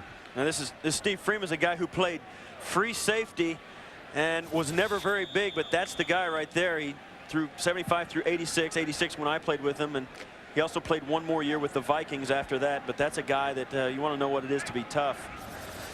He played with a dislocated ankle one time, and I tip my hat to him. Was he hopping? How did he run? I do not know. Here's Travis Henry, takes it out to the 44-yard line on first down and 15 play. And again, Simmons runs and gets him down after a gain of 4. Yeah, these Seahawks are so athletic defensively. They get some. What they did was they've got these free agents that they brought in with John Randall, with Levon Kirkland, but they have sprinkled in some guys with Ron Springs that can just flat out run. They cover a lot of ground. Chad Brown is one of the most versatile linebackers in the National Football League, and you put him in with Simmons and Levon Kirkland, and I'm telling you what, they are a handful. Watch Germany at the bottom of your screen. Van Pelt told me yesterday the number 84 going in motion. But he really likes him as a receiver. Rookie out of Ohio State. Here's the throw and the catch goes to Peerless Price. This guy has an engine as Peerless Price takes it down to the 32-yard line of the Hawks. A big gain on the play, 24 yards. And on the tackle was Ken Lucas, number 21. Once again, Alex Van Pelt with just enough time to let this route develop. You watch here, Peerless Price comes out, runs the 12-yard in, and Alex Van Pelt waits on him and puts it on the money. Peerless Price, one of the things that Sean Springs told us about these Buffalo receivers, one thing they all do very well is once they catch it, they can run with it. Well, he's averaging almost 21 yards a catch, Peerless Price, having some numbers today. He's caught 6 for 87 yards. Here's the throw and another catch. Hawks hit hard, but the Bills move down the field, and this is the best the Bills offense has looked all year because Alex Van Pelt's at quarterback. 11-yard gain there. You know, last 2 years ago, Doug Flutie came in for Rob Johnson, and it stemmed a huge quarterback controversy. And we said this about Alex. I said, what are you going to do if you come in and light it up for a month and there's another quarterback controversy? He says, listen, right now we're 1-7. We'd love that problem. It means we've won a couple of games. Well, that's what Greg Williams told us yesterday at practice. He said, I want a quarterback controversy after this game. It would mean Alex had a big day. He's having a good day, but the Hawks lead the game. Here's a handoff, and hard hits put on. Somehow coming out of the pile is Sammy Morris, a second-year runner out of Texas Tech. John Randall and Reggie Tongue. It must have killed John Randall to have to sit out a game after 140 straight starts. He took a rare day off last week, and he's back in the. Nobody has an engine like John Randall. That's unbelievable. Not only is it a fast-running motor, it's a big one. Look at him. This guy can bring it. He has been a fast motor. If he was a blast furnace, you couldn't feed him fast enough to keep him stoked up. Well, Phil Simms told me he terrified him one day. They were meeting with him when he was with the Vikings. He kicked open the door and came in with a karate kick swing just for a grand entrance. Big John Randall. Now the ball is slapped back. As coming on the rush was Chad Brown, number 94, and Curtis Fuller was also on that play. One of the things that happens here, the left tackle John Fina just got run back by Chad Brown. You'll see this. Fina backing up, tries to get out very late and catch him, and leaves the opening there for Curtis Fuller to come in and slap the ball down. John Fina is really not healthy enough to be in there, but because of the injury to Jonas Jennings, he's forced back into the lineup. And here now is the third down. Bills need 6. Blown back as Centers, a pass catcher. Quick drop by Van Pelt. He throws it to Centers. Centers breaks it down close to the 11-yard line and appears to have a first down. He gained 7 yards on the play, so the Bills drive on in what's turned into a very good game.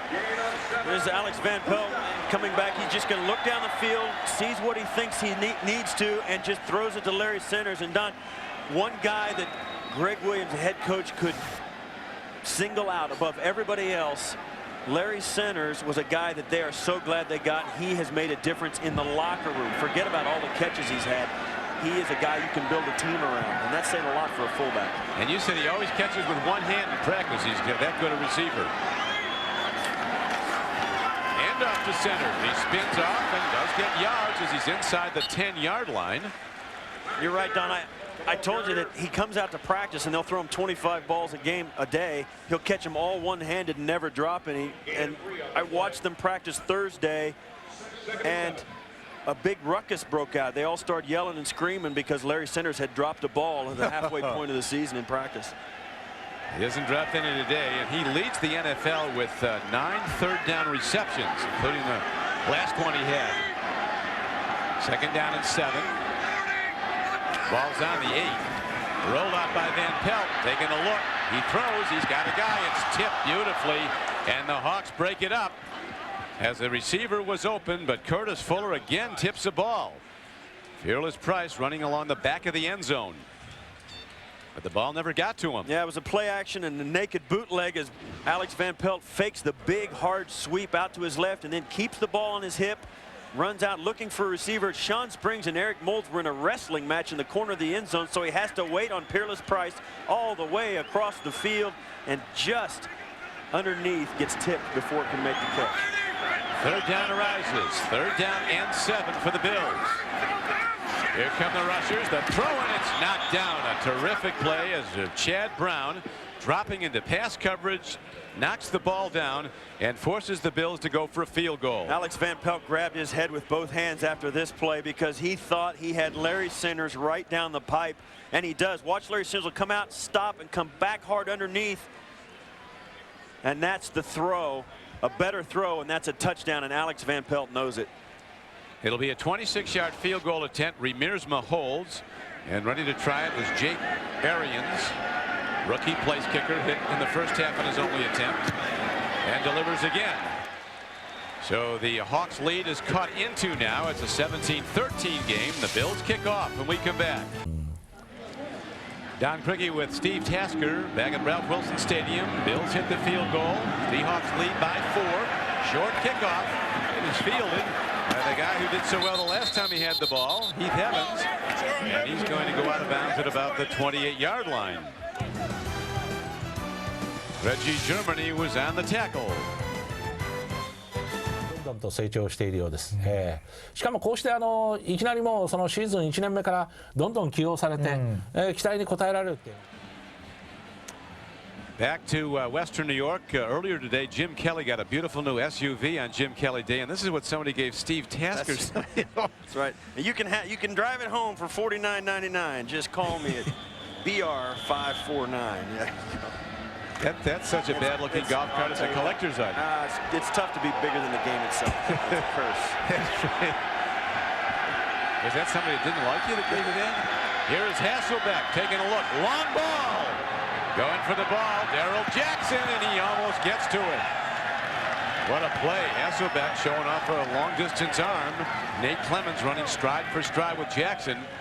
Tried to get it all in one play. And it's interesting because we spent a lot of time with Nate Clemens, and we also sat down with Sean Springs. Both these guys.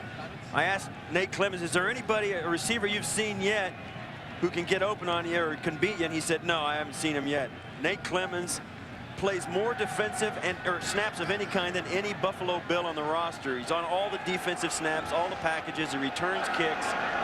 He's on the field more than any Buffalo Bill, and it's his first year in the league. That time they tested him. 2nd down and 10 comes out for Matt Hasselbeck as the pitch back goes. Alexander with a cutback move. Caught and hemmed in by none other than Nate Clemens. Now let's find out what's going on between the Dolphins and the Jets as we go to Jim Nantz.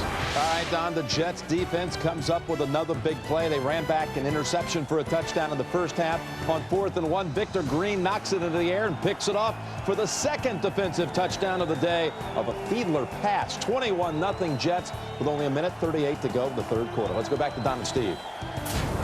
Thanks, Jim. As the guys were talking on NFL Today, I mean, how do the Jets own these guys? They do. They have got their number. It's almost comical. They're going for an 8th straight win against Miami. 3rd down. They need a long 5. Hasselbeck steps in, and there's a penalty marker fired down at some infraction before the snap of the ball. Could be a false start. I hate to say it, Don, but Walter Jones 71 offense. Just killed his perfect average. Yeah, he was. Here's a guy graded out 1,000% last week. You don't see him very often. There he is right there. That's the only mistake the guy's made in 2 weeks. But it makes it to 3rd down now in about 11. Or actually 3rd and 10.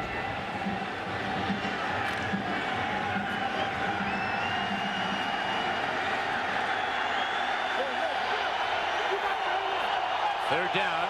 Bills line a 4-man rush. They come with that. No blitzers. Hasselbeck steps up and sidearms the ball to Fourier, who somehow catches it. Are they going to rule him down? They are, apparently inside the 40. One linesman has it marked for a first down. Now they've put it out past the 40. Now they're waving it off. Now they're waving it off.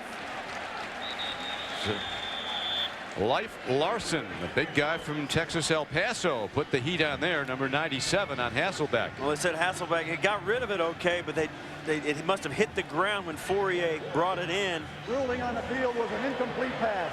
And Life Larson had to run him down from behind. And for all of that, it's an incomplete pass. And so that brings up 4th down and 10, and the Hawks will have to punt the ball.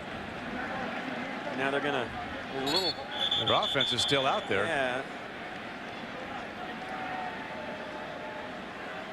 And the official's going to go over and talk it over.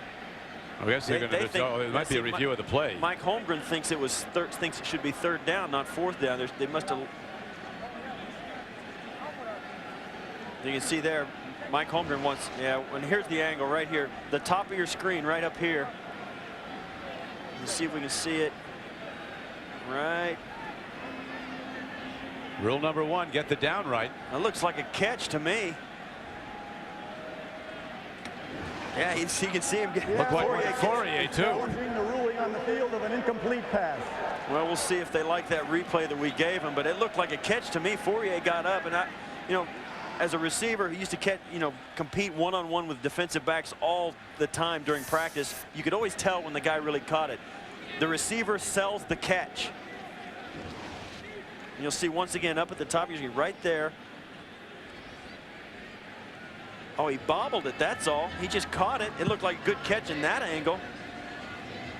Boy, I'll tell you, and we'll see if we can see it a little better here. Cardinal rule broken by the defender, not touching when he was down, presuming that did that bounce in there? No, I don't think so. I think he caught it with the fingertips and popped it up to himself. It looked like a bounce because when it hit his hands, it popped up like it was on the ground. Might have bounced off his knee. Yeah, I don't think that ball hit the ground. This officiating crew has been really tested with some tough calls this past week. They were the crew that was in Nashville on Monday night when that wild ending to the Ravens Titans game. And they're going to look now. They'll see the same views that we see.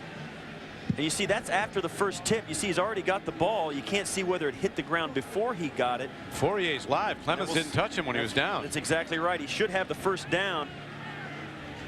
That's a catch. That is a catch. It hit his foot. That is a good catch. Fourier was right. I told you, I told you, Don, the receiver knows. You know when he gets up, he sold the catch. Trick catch. They count 2. That does count. They don't ask how. They ask how many. There's Greg Williams out there trying to sell the defensive side. Well, Greg's talking to Kukar will make the pronouncement after checking it out. Greg's talking to the wrong guy. The only guy that matters is the guy that's got his head under the hood. And that should be a good catch. And Mike Holmgren was right to challenge this. Clock stop with 3:12 left to go in the 3rd quarter. And Mike Holmgren and the Seahawks leading on the road 17-13. And if it is a catch, they have a first down. If it's not a catch, they have to punt the ball. And this is the play right there. Hasselbeck does a good job just getting rid of it. And right there, you see it doesn't hit the ground, pops up. That's a catch. Give him the first down. If the play goes with a catch, it's a 13-yard gain for the Seahawks. And the ball will be spotted, I believe, about the 42-yard line of the Seahawks. Yeah, you have to harken back what Mike Holmgren was talking about, though. You're coming off an emotional win, and all of a sudden you go on the road, play a team that's really having troubles, 1-7. Yeah. Starting quarterbacks out. It's all about the emotion you can muster. After reviewing the play, there is not enough visual evidence to change it. It's an incomplete pass, 4th down. I would have disagreed with that. I thought that was a good. Well, you've been disagreeing with, and from looking at the replays, we can see why. Yeah, it was a good catch. Christian Fourier's got to be upset. That's a stat that he loses. No, over here is Christian Fourier. Hasselbeck's going to throw the ball out there. Watch, this ball never hits the ground. A stat that he. What kind of a team guy are you? I'm sorry. You see, that ball never hits the ground. I'm always cheering for the guy trying to catch the ball. I mean, that was a catch and should have been a first down, and that negates a drive that the Seahawks could really use at this point of the game deep in the third quarter. But it does have to be irrefutable evidence, and Bernie Kuka, the referee, did not see irrefutable evidence to overturn the call on the field. Fiegels doesn't kick it far, but he gets a terrific roll again. Even when he doesn't hit it good, Fiegels gets big punts. You don't kick in the league for 14 years without having a little something under your sleeve. Very skilled directional kicker, hitting a knuckleball downfield for 47 yards and no return. しょうがないなっていう、はい、ホルムレンさん。タイムアウトはこれであと1つしか残っておりません。はい、というふうなことで、いやだから。Christian Fourier, tight end from Colorado for the Seahawks, had his what seemed to be a catch overruled by not enough evidence to overturn the call on the field, which was incomplete. Here is the throw to Peerless Price, and a gain on the play of about 9 yards. Which 2001 original backup running back has the most superstar NFL potential? Trunk candidate of the Rams, Sean Alexander, Stacey Mack, Troy Hambrick, Maurice Smith. I'll pick Alexander. Mine goes to Trunk candidate just because he'll get more chances to do it. You wouldn't mind having either of them. Ricky Waters is getting set to come back, though. Ricky watching back in Seattle, chomping at the bit. And his shoulder now strengthened after that injury against the Raiders early in the season. Travis Henry runs. Anthony Simmons makes yet another tackle for the Seahawks. Yeah, Travis Henry having a tough day. Started out bumpy with the fumble and the bobbled balls, but they're still trying to get him the football, and it's important, especially at this point of the game, that they still stay with the run game. Obviously, Peerless Price and Eric Moulds have become to the forefront, but that guy has got to stay involved. Well, so far, Travis Henry's run 12 times and has a total of 13 yards. That's how good this run-stuffing Hawk defense has been. Play fake. Here's a throw, and not close. Moulds is running a fly pattern, and apparently Van Pelt was looking for an out pattern. Yeah, that was a miscommunication there. You rarely see Alex Van Pelt get disgusted with something, but that was, and he thought he was going to come back. You can see there he's tapping his own head, which usually says that he realizes he made a mistake. Both quarterbacks getting well protected today. As you know, Steve, they came in being sacked a lot. Seattle quarterbacks have been sacked 31 times this year. Bills quarterbacks 32 times. No sacks in the game either side. I think that's more of a surprise on the Buffalo Bills side because the offensive line of the Seahawks is very good. Fake punt. Running with the ball and getting ahead for the first down. Sammy Morris up back to block. And so the Bills need to win badly.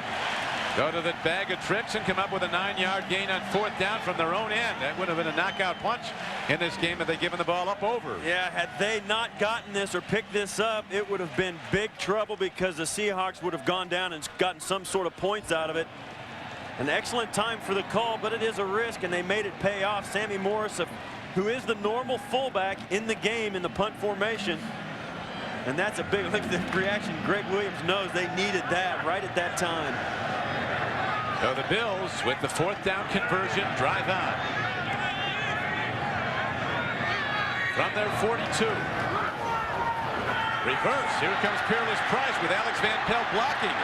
And Price gets across the 45 and out close to the 48-yard line. Sean Springs knocks him out of bounds. You know, you run a fake punt like that, Don, and the only thing you really get you is you get you 3 more chances to go in, but also you got to do it against the same defense that just stopped you a moment ago. The Seahawks, you can see there, Chad Brown lunging to his right, and then with the speed and the athleticism of this defense, they close fast. Well, last year the Hawks gave up more yards than any defense in the NFL. This year they come in rated number 11 overall. They were lower than that at one point. They've really improved the defense. Second down and a long 4. Out pattern. Moulds, he's tough. Eric Moulds breaks it for a first down. A good open field tackle by Sean Springs, or Eric Moulds would still be running. 6-yard gain. Watch Van Pelt on the previous play, the reverse, where he's out in front blocking. That's the end of the third quarter. Seahawks lead at 17-13. We'll be back after this message from your local station. We're back now, ready for the fourth quarter. Bills have the ball on the Seattle side of the field. Seahawks defense giving up a 4th down trick play as the Bills went with the fake punt, ran it for 9 yards and a 1st down, as Sammy Morris, who looked like a blocker, turned out to be a runner on that 4th down. Van Pelt in trouble, dishes it off. Here's Centers, blockers in front. Larry Centers gets inside the 35-yard line. A gain of 12 yards on the play and a 1st down. CBS Thanksgiving night. The survivors are having cornmeal and muddy water. Be thankful you're not one of them. Don't miss an all-new Survivor Africa Thursday on CBS. Buffalo is 0-7 this year when trailing after 3 quarters. The Seahawks are 4-0, leading after 3 quarters. Not a good stat for the Buffalo Bills. Now, this game looked like it's going to be up for grabs till the end. 1st down. Van Pelt with the long count. Gives it to Travis Henry, and he shoots into a gap, but he's not done as he gets inside the 10, and he's going to be out of bounds at about, let's see, the 19 they're going to spot him out at. But he breaks a 1st down run, a gain of 16 yards on the play. Well, that's what comes from just staying patient and giving him a chance to stay in the game. Alex Van Pelt has been effective in the passing game, so the defense has got to lay back a little bit. Travis Henry just hanging in there, just running hard. It's a great physical run by a young running back. It was. He found a gap and shot into it. As we look at the yardage now in the 2nd half, Bills with almost double the Seahawk rushing yardage.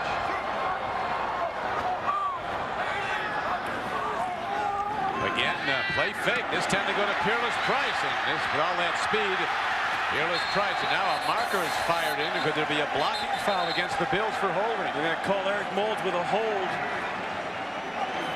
It'll negate a 12-yard gain. Huge foul.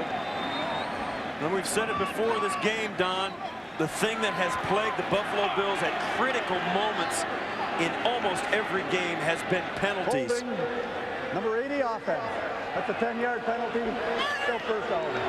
Hey, that's a Dennis Rodman! Hey, he just hooks and falls down! And you see there, Eric Moulds coming out, tries to break down. He's got his hand outside. And it looks like Sean Springs lunged to make the tackle. But whenever a receiver has his hand up on the shoulder on the outside of a defender, they're going to call a hold. Whether he's got a good grip or not, or whether he gains an advantage or not, it doesn't matter. Well, that's what they did. And now the Bills find themselves with 1st down and 15. Back at the 22. Van Pelt, ball free. Bills have it, but Van Pelt was leveled.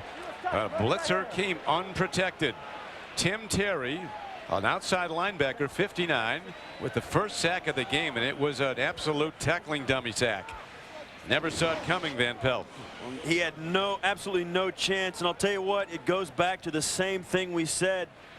That play, that blitz looked like it should have been picked up because there were 2 offensive linemen right inside and the guy inside. And you're amazing that Alex Van Pelt can pick himself up off the turf after that one. Let's see what he does now. 2nd down. He's not going to take a lot of time. Downfield throw. Eric Moulds. It's too high for Eric. Bill Conity was the guy that got the fumble and kept the possession for the Bills. As Greg Williams looks on and sacked once every 43.2 pass attempts. The guy he took over for once every 7.3. And you want to know why a team is 1-7. There's a stat that will help you get there. Well, Van Pelt had a great game when he came off the bench earlier this year against the Jets. He completed a lot of passes for 268 yards and 3 touchdowns. And was just waiting for his chance as we see the sacks. Just 1 sack today. It was a big one by Terry a moment ago. 3rd down. Van Pelt. Here's the rush. They go to a screen. Travis Henry. And good defense by the Seahawks make the knockdown at the 28-yard line. And that'll set up a long field goal attempt. John Randall and Sean Springs made the stop. And the Bills able to attempt at least a field goal here after the bad hold penalty on Eric Moulds stifled the drive on a 1st down run inside the 10-yard line. Now the hold will be at the 35-yard line, so it'll be a 45-yard field goal by Jake Arians. He is a rookie out of Alabama, Birmingham. And the Seahawks want to ice him a little bit as they call a timeout. Still a lot of time left, 11:36 to go. And Seattle continues to lead the game 17-13. Coming up on the Subway postgame show, join Jim, Mike, Randy, and Jerry for all the scores and highlights, plus the latest NFL news. That's coming up on the Subway postgame show.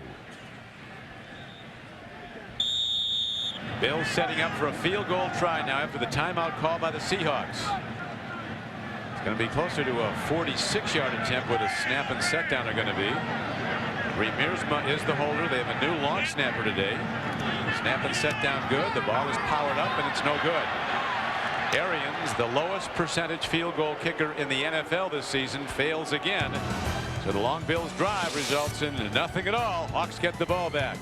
Outside the stadium, intensity inside as the Seahawks take over the ball after the Bills go 13 plays, come away with no points.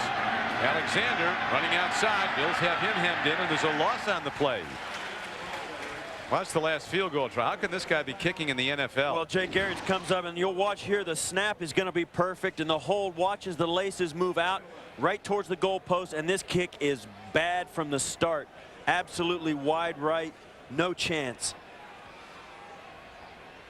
He's now hit 11 of 21 field goal tries. They cut Steve Christie, who might be one of the best kickers all time. He was hurt at the beginning. I don't know what the whole details of that, but it's costing him games not having him. Here is Hasselbeck running away from the rush. Takes a look. Fires over the middle and gets Fourier. And on second down, he's ahead for a gain of about 7 yards. It'll bring up third down and a long 3, almost 4. That's a good example of Hasselbeck becoming a little bit more confident. Now, a week ago, he would have had to throw that away, but he had the presence of mind to step back and had confidence enough to do something you're really not supposed to do, throw the ball late over the middle. But you feel a little bit more better about him doing it since it was a very short pass to a tight end standing still. He certainly is. You can see his progress under Mike Holmgren. Third down, a big one coming up. Hasselbeck with an open backfield. He's got to get it away quickly. Bill's coming with a 4-man rush. Here's the throw and a catch and a first down for the Seahawks. Beautifully executed. Darrell Jackson coming off the left flank, angles in, and perfect lead on the ball by Hasselbeck, a 9-yard gain. This is a great route on the outside as you'll see the receiver coming in. If you want to see a confident throw by a quarterback, that's it right there. And that will tell you all you need to know about how good Matt Hasselbeck feels about right now. Game clock, as you see, 9:35 left to play. Hasselbeck sets his team first down and 10 with a 4-point lead. Alexander cutting back, and he's across the 45-yard line of the Bills and down to the 43. Wednesday on CBS, Garth Brooks performs for our troops live from the deck of the aircraft carrier, the USS Enterprise. Don't miss Garth Brooks live coast to coast Wednesday on CBS. A moment ago, you saw Sean Alexander go off the right side, and I mean, the Buffalo Bills were pushed aside like a saloon door. I mean, he turned up in there into a lane and just had nobody to contest him. Brings up second down and 3. Hitch, Alexander, caught, breaks free, gets ahead for what looks to be first down yardage. He does. Gets to the Bills' 40 before linebacker Jay Foreman gets him down. Last week we were in Jacksonville and we talked with the Cincinnati quarterback John Kitna, who of course was with the Seahawks in the recent years and played under Holmgren last year.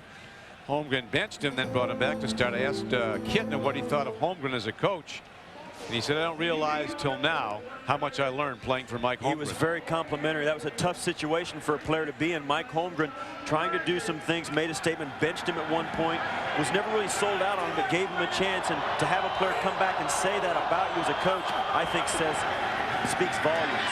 Here's a throw and a catch. Another good throw by Hasselbeck to Darrell Jackson, the second-year wide receiver from Florida, who last year with 53 catches led all rookie receivers in the NFL. 9-yard gain on that play.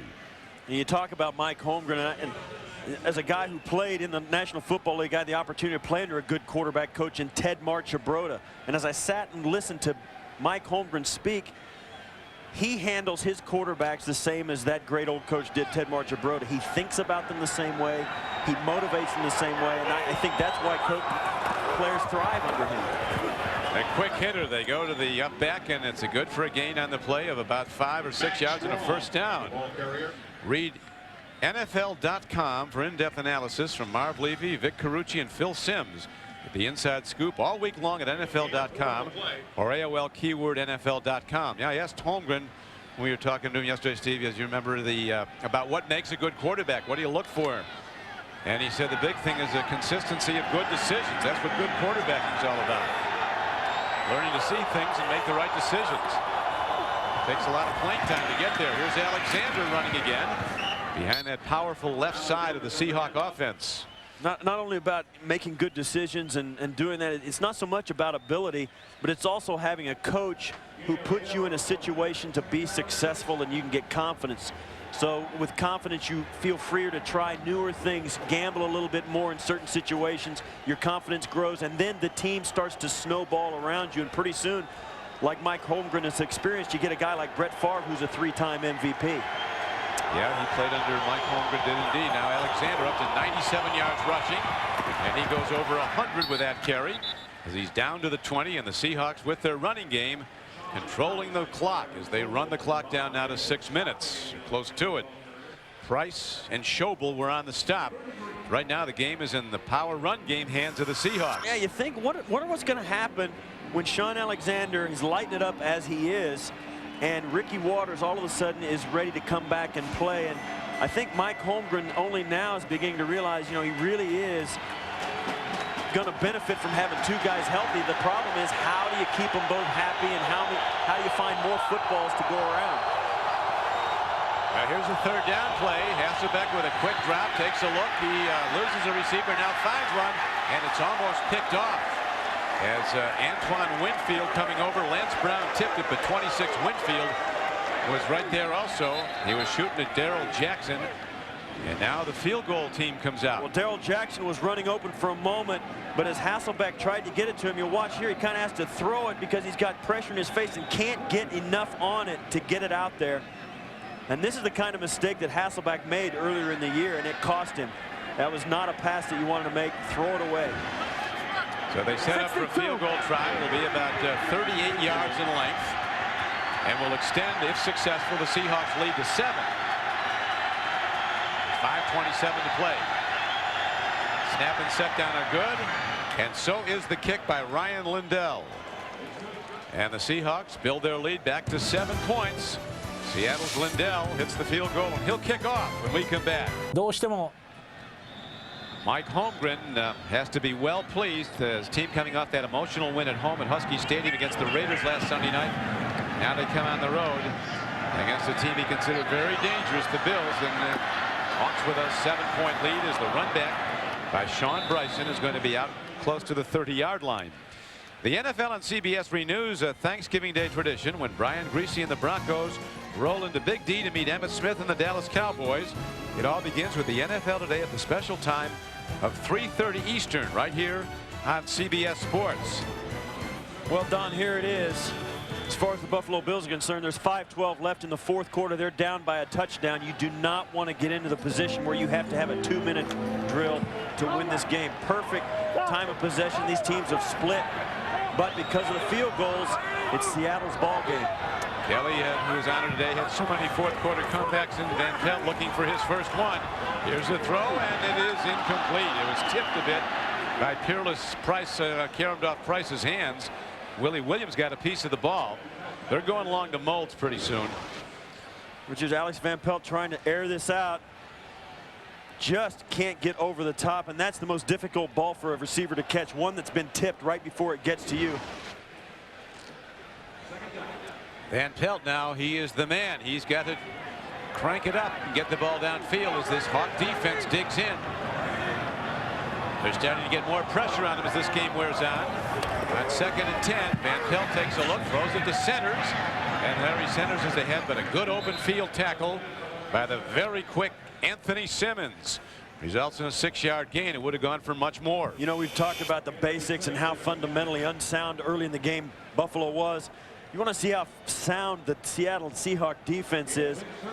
You can tell when one of the Buffalo Bills players catches the ball and a Seahawk has an opportunity to make the tackle, he makes the tackle. They don't miss tackles, and that's solid. Now a huge 3rd down comes up for the Bills. They need 4. And Pelt looks, throws, it's incomplete. Levon Kirkland is flagged. It will be a 1st down for the Bills. As the big middle backer had ruled and bumped into Jay Remersma before the ball got there. I don't know about that one. A tough call. That was a tough call. But you could tell even before the pass got there, Kirkland was trying to let up. Maybe it's because he was leaning on it or lost his balance. 99 defense. That is the 1st down. Levon Kirkland listed at 275. Don, he hasn't been 275 since his 4th grade picnic. Right. But he's a great NFL line. You can see there his hands are on the back of Remersma. Oh, there's no question. Yeah, and there he had his hands around him before the ball was thrown, and that's how you don't get separation. You just keep your hands on him. On 1st down, they try a run, but a marker is thrown before the snap of the ball. A pre-snap foul. Kennedy protesting that somebody jumped in the neutral zone. It might be a false start against the Bills. Yeah, they're a little bit upset about that penalty. I don't understand. False start. Left guy of the offense. That's a 5-yard penalty. Still 1st down. Like Reuben Brown. You see Billy Connolly talking to the umpire. And we'll just see it right here. Who it was called on. And the snap was late. Both guards and the right tackle took off before Billy Connolly snapped the football. I don't know. That looked like a good penalty call. It looked like a very good one. Look, Connolly didn't know the snap count on that one. Maybe that's why he was objecting. He probably grades out, though, as the Bills' best offensive lineman this season. Well, he's been one of the only ones that's been able to play the entire season. 1st down and 15 for the Bills. Down by 7 in the 4th quarter. Van Pelt. Pump fakes. Ball on the field. Intercepted. Ball caromed off Van Pelt when he was hit. And Antonio Cochran, number 78, came up with the ball for the Seahawks. A huge play for the Seattle defense, and they take over the ball and maybe the game. The relentless pressure finally gets to Alex Van Pelt as he steps up into the pocket. John Randall trying to collapse the pocket right into his face. Doesn't give Alex Van Pelt a chance to step up and get vision, and that allows the pursuit to come in behind and force the fumble. The pressure came from the edges from Sinclair and Chad Brown, and Cochran. Don Criqui with Steve Tasker back at Ralph Wilson Stadium, Orchard Park, New York. Antonio Cochran, 78, was there to grab a free ball. It was actually looked like an interception. The ball never touched the ground. Yeah, you're arguing about was it a fumble recovery or an interception? The Seahawks don't care. They get the ball back. We got the officials going, but it looked like it was the arm was coming forward, and now the Bills come calling and quickly call a timeout with 4:07 to play. So a big defensive play by Bryce Fisher, who grew up in Renton, Washington, and went to Seattle Prep, number 95 from the Air Force Academy. A moment ago, you saw Alex Van Pelt. This is the play. He's going to try and throw it. Is his arm going forward, or does the ball just pop out? I think it pops out as he got his arm hit. And it doesn't matter because the ball was caught in the air by Cochran. Whether it was a fumble or a pass, it amounts to the same thing, a turnover. Saturday, join Jim Nantz, Tara Lipinski, Cal Ripken, and more for an uplifting celebration of athletics, heroism, and the American spirit that's emerged since September 11th. At the Ariti Awards, a sports tribute to American courage. It's coming up Saturday at 1 o'clock Eastern Time here on CBS.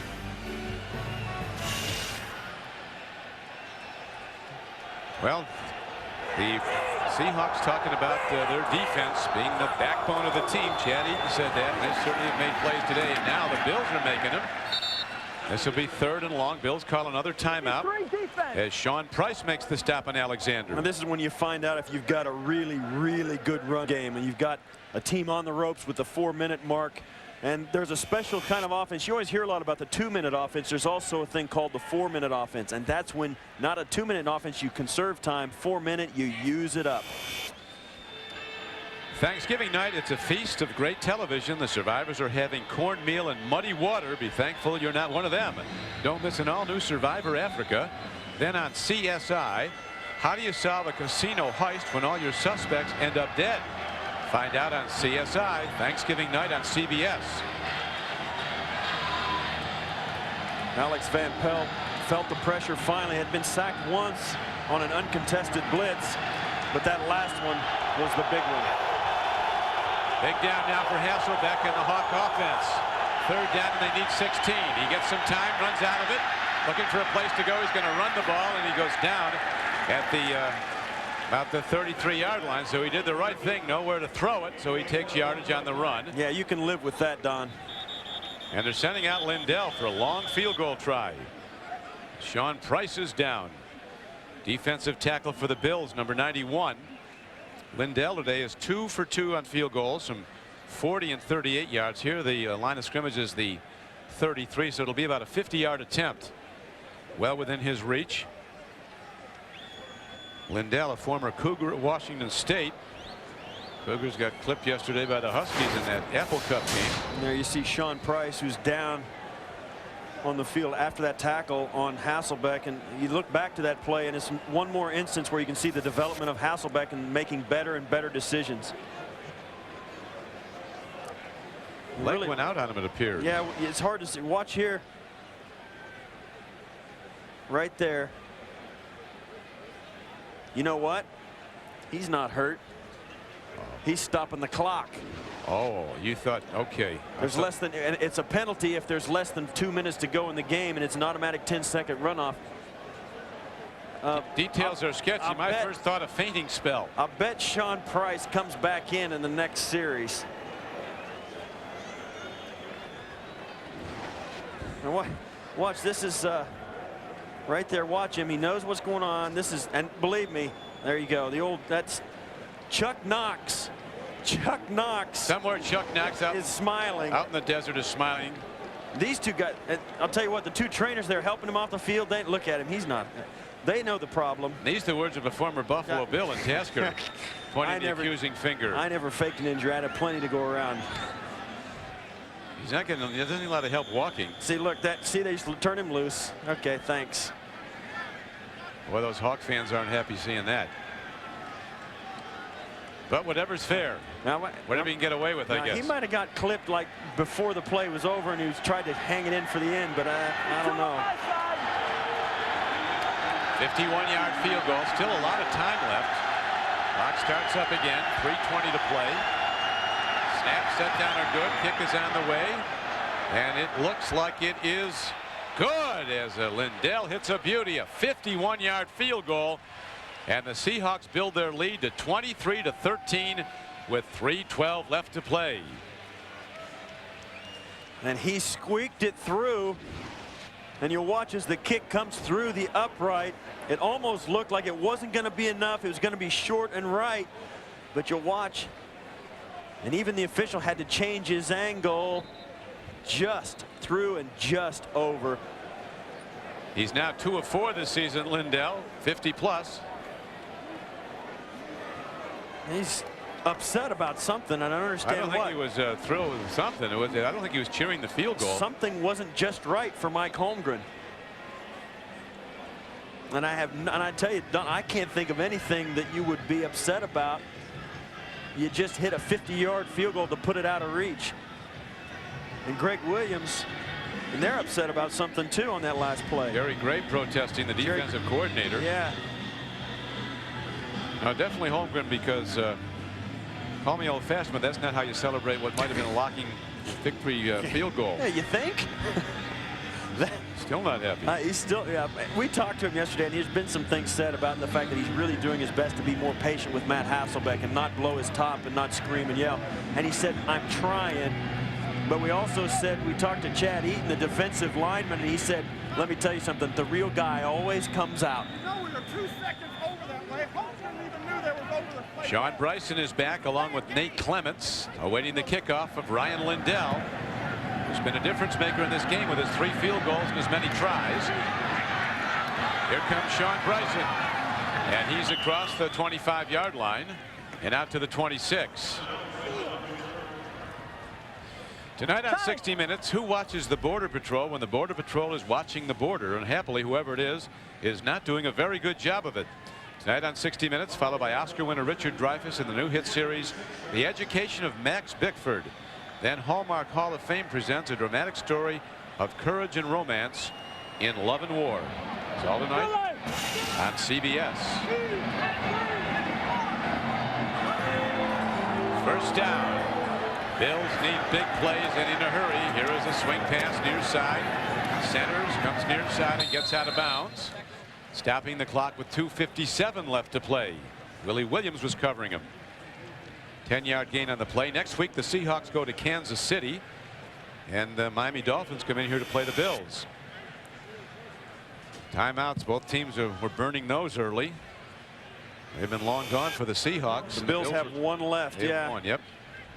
Scheduling's with the Seahawks. 5 of their last 8 are on the road, including this one, but they have 2 games against 2-7 Kansas City. 1 against the 2-6 Cowboys as a throw goes to Centers and he's tackled inbounds nicely. Sean Springs makes the play. So they're in this final stretch of the season. We look at the AFC standings overall. Seahawks. And I think that speaks for itself. Seattle moves to 5-4, and that's huge in that division. They're right up in the thick of it. Great division again. That division, and the last year the Seahawks will be in it with the realignment coming. So many years, 3 playoff teams have come from the AFC West. Here's a good throw down to Peerless Price. First down Bills. A 16-yard gain on the play. Reggie Tongue makes the tackle. Bills quickly going into formation without a huddle. Looking for some of that Jim Kelly magic on Jim Kelly Day. Well, this will be their last play before the 2-minute warning. Go to a draw. Centers breaks it.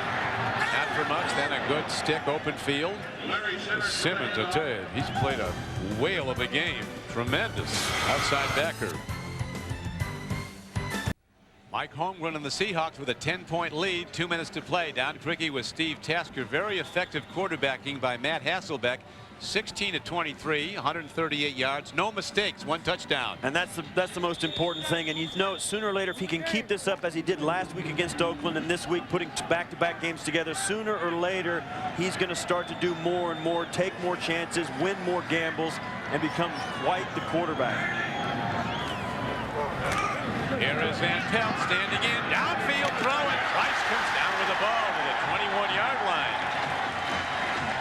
A 23-yard gain, a brilliant throw by Van Pelt, who's now completed 26 of 40 for 295 yards. And that's a huge play. Peerless Price has been the go-to guy for Alex Van Pelt today.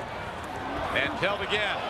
Screens it off near side. Here's Larry Centers looking for blockers, and Centers works his way down to the 10. And the Bills get it all the way down to the 6-yard line.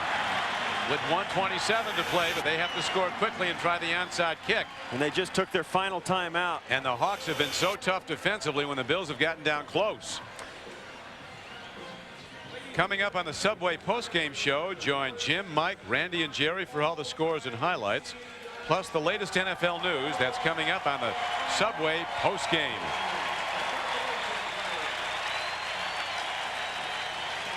And there you see Larry Centers being congratulated by his teammates. He set the yardage record for NFL running backs for career, 6,000 yards on 739 receptions done. Those are Hall of Fame numbers. They sure are. And he's been through a lot of bad years down in Arizona and suffering through another one here in Buffalo. That's not a great way to go out for a great player like Larry Centers. The executive producers of the NFL on CBS are Sean McManus and Terry Ewert. Today's game produced by Jim Rickoff, directed by Kathy Barretto. Associate Director Sean Gerchikoff, production associate Jason Ross. CBS statistician Bill George as the Bills set up now first and goal. 120s. Look at the jailhouse break. Throwing that catch and a touchdown. And the Bills are down by 4 with the extra point coming up.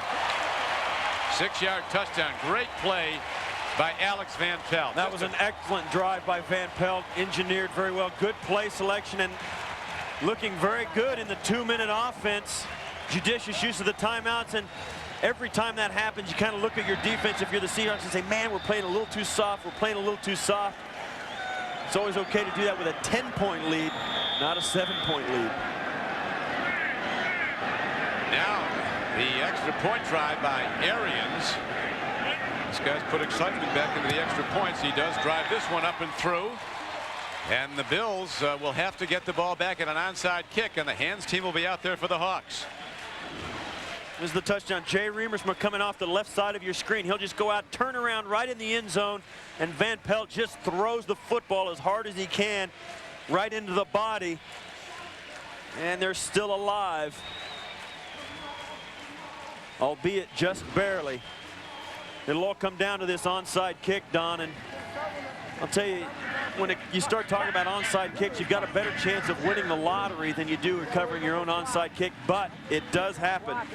Look at Van Pelt's numbers. Here's a guy back up. They talked about the buzz in the locker room, the excitement over what Alex Van Pelt can do in running his West Coast offense, and he certainly has put up numbers. I'll tell you what, though, Don, 41 attempts, that's too many to win with. Now, Steve, you went to the Pro Bowl 7 times as a special teams expert. What's the key to getting an onside kick? Don, I'd like to tell you there's a skill and there's all this X's and O's stuff. I'm telling you right now, it's luck. It's aggression and luck. The kicking team is going to come down there like their lives depend on it.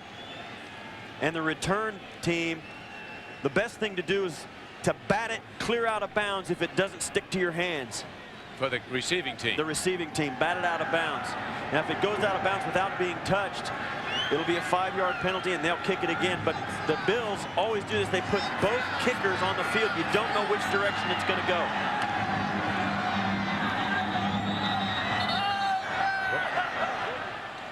A trick kick. There's Nothing a stop happened. and play. Yeah, they waved it off.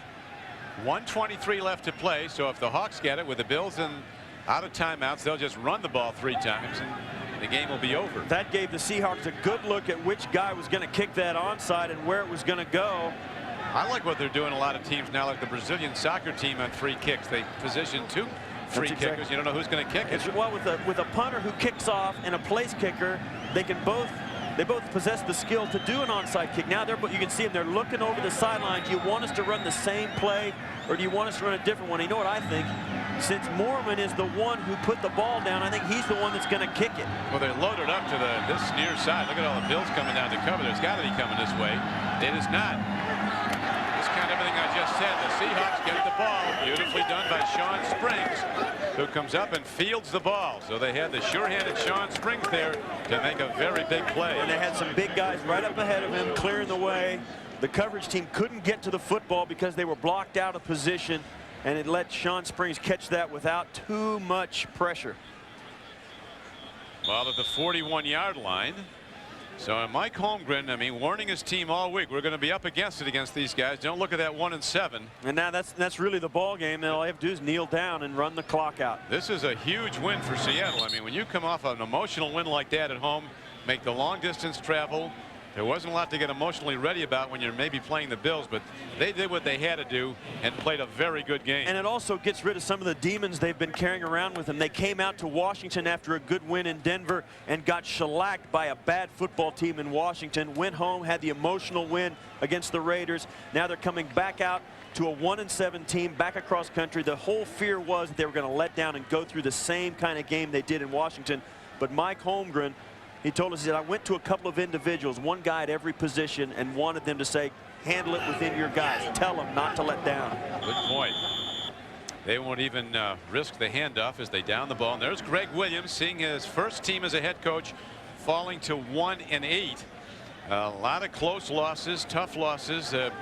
I guess most barometers would indicate they are getting better. And I think for the rest of the way, even with Rob Johnson due back in 5 weeks, they found their quarterback. Yeah, well, now what they're doing is they're getting a look at a lot of players who normally may, if they were winning games, they may not try and make these changes, but they're playing a lot of young defensive linemen. They started 2 new safeties today. They're looking at some youth for next year. There's no question they're thinking about making themselves a better football team next year, not so much next week.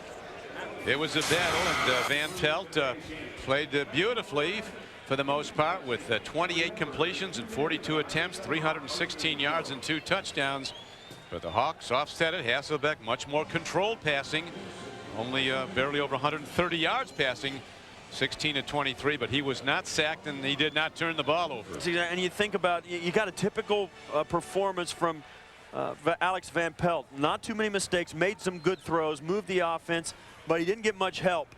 The Seattle offense was very good. And you see those two guys. There they are. They battled all day. You'd think they had enough conversations on the field. What else would they have to say? They lined up against each other all afternoon, and Sean Springs got the better of it today. Well, and they gained some retribution of sorts. Remember, the Bills went out to Seattle and really cleaned the Seahawks out late last season. In the final game of the year, they beat them and scored 42 points on them. So that'll do it from Ralph Wilson Stadium. Now for Steve Tasker, this is Don Criqui saying so long. Final score, the Seahawks beating the Buffalo Bills 23-20 as the Hawks go to 5-4 on the year, heading to Kansas City next. Coming up next on CBS, it's the Subway postgame show.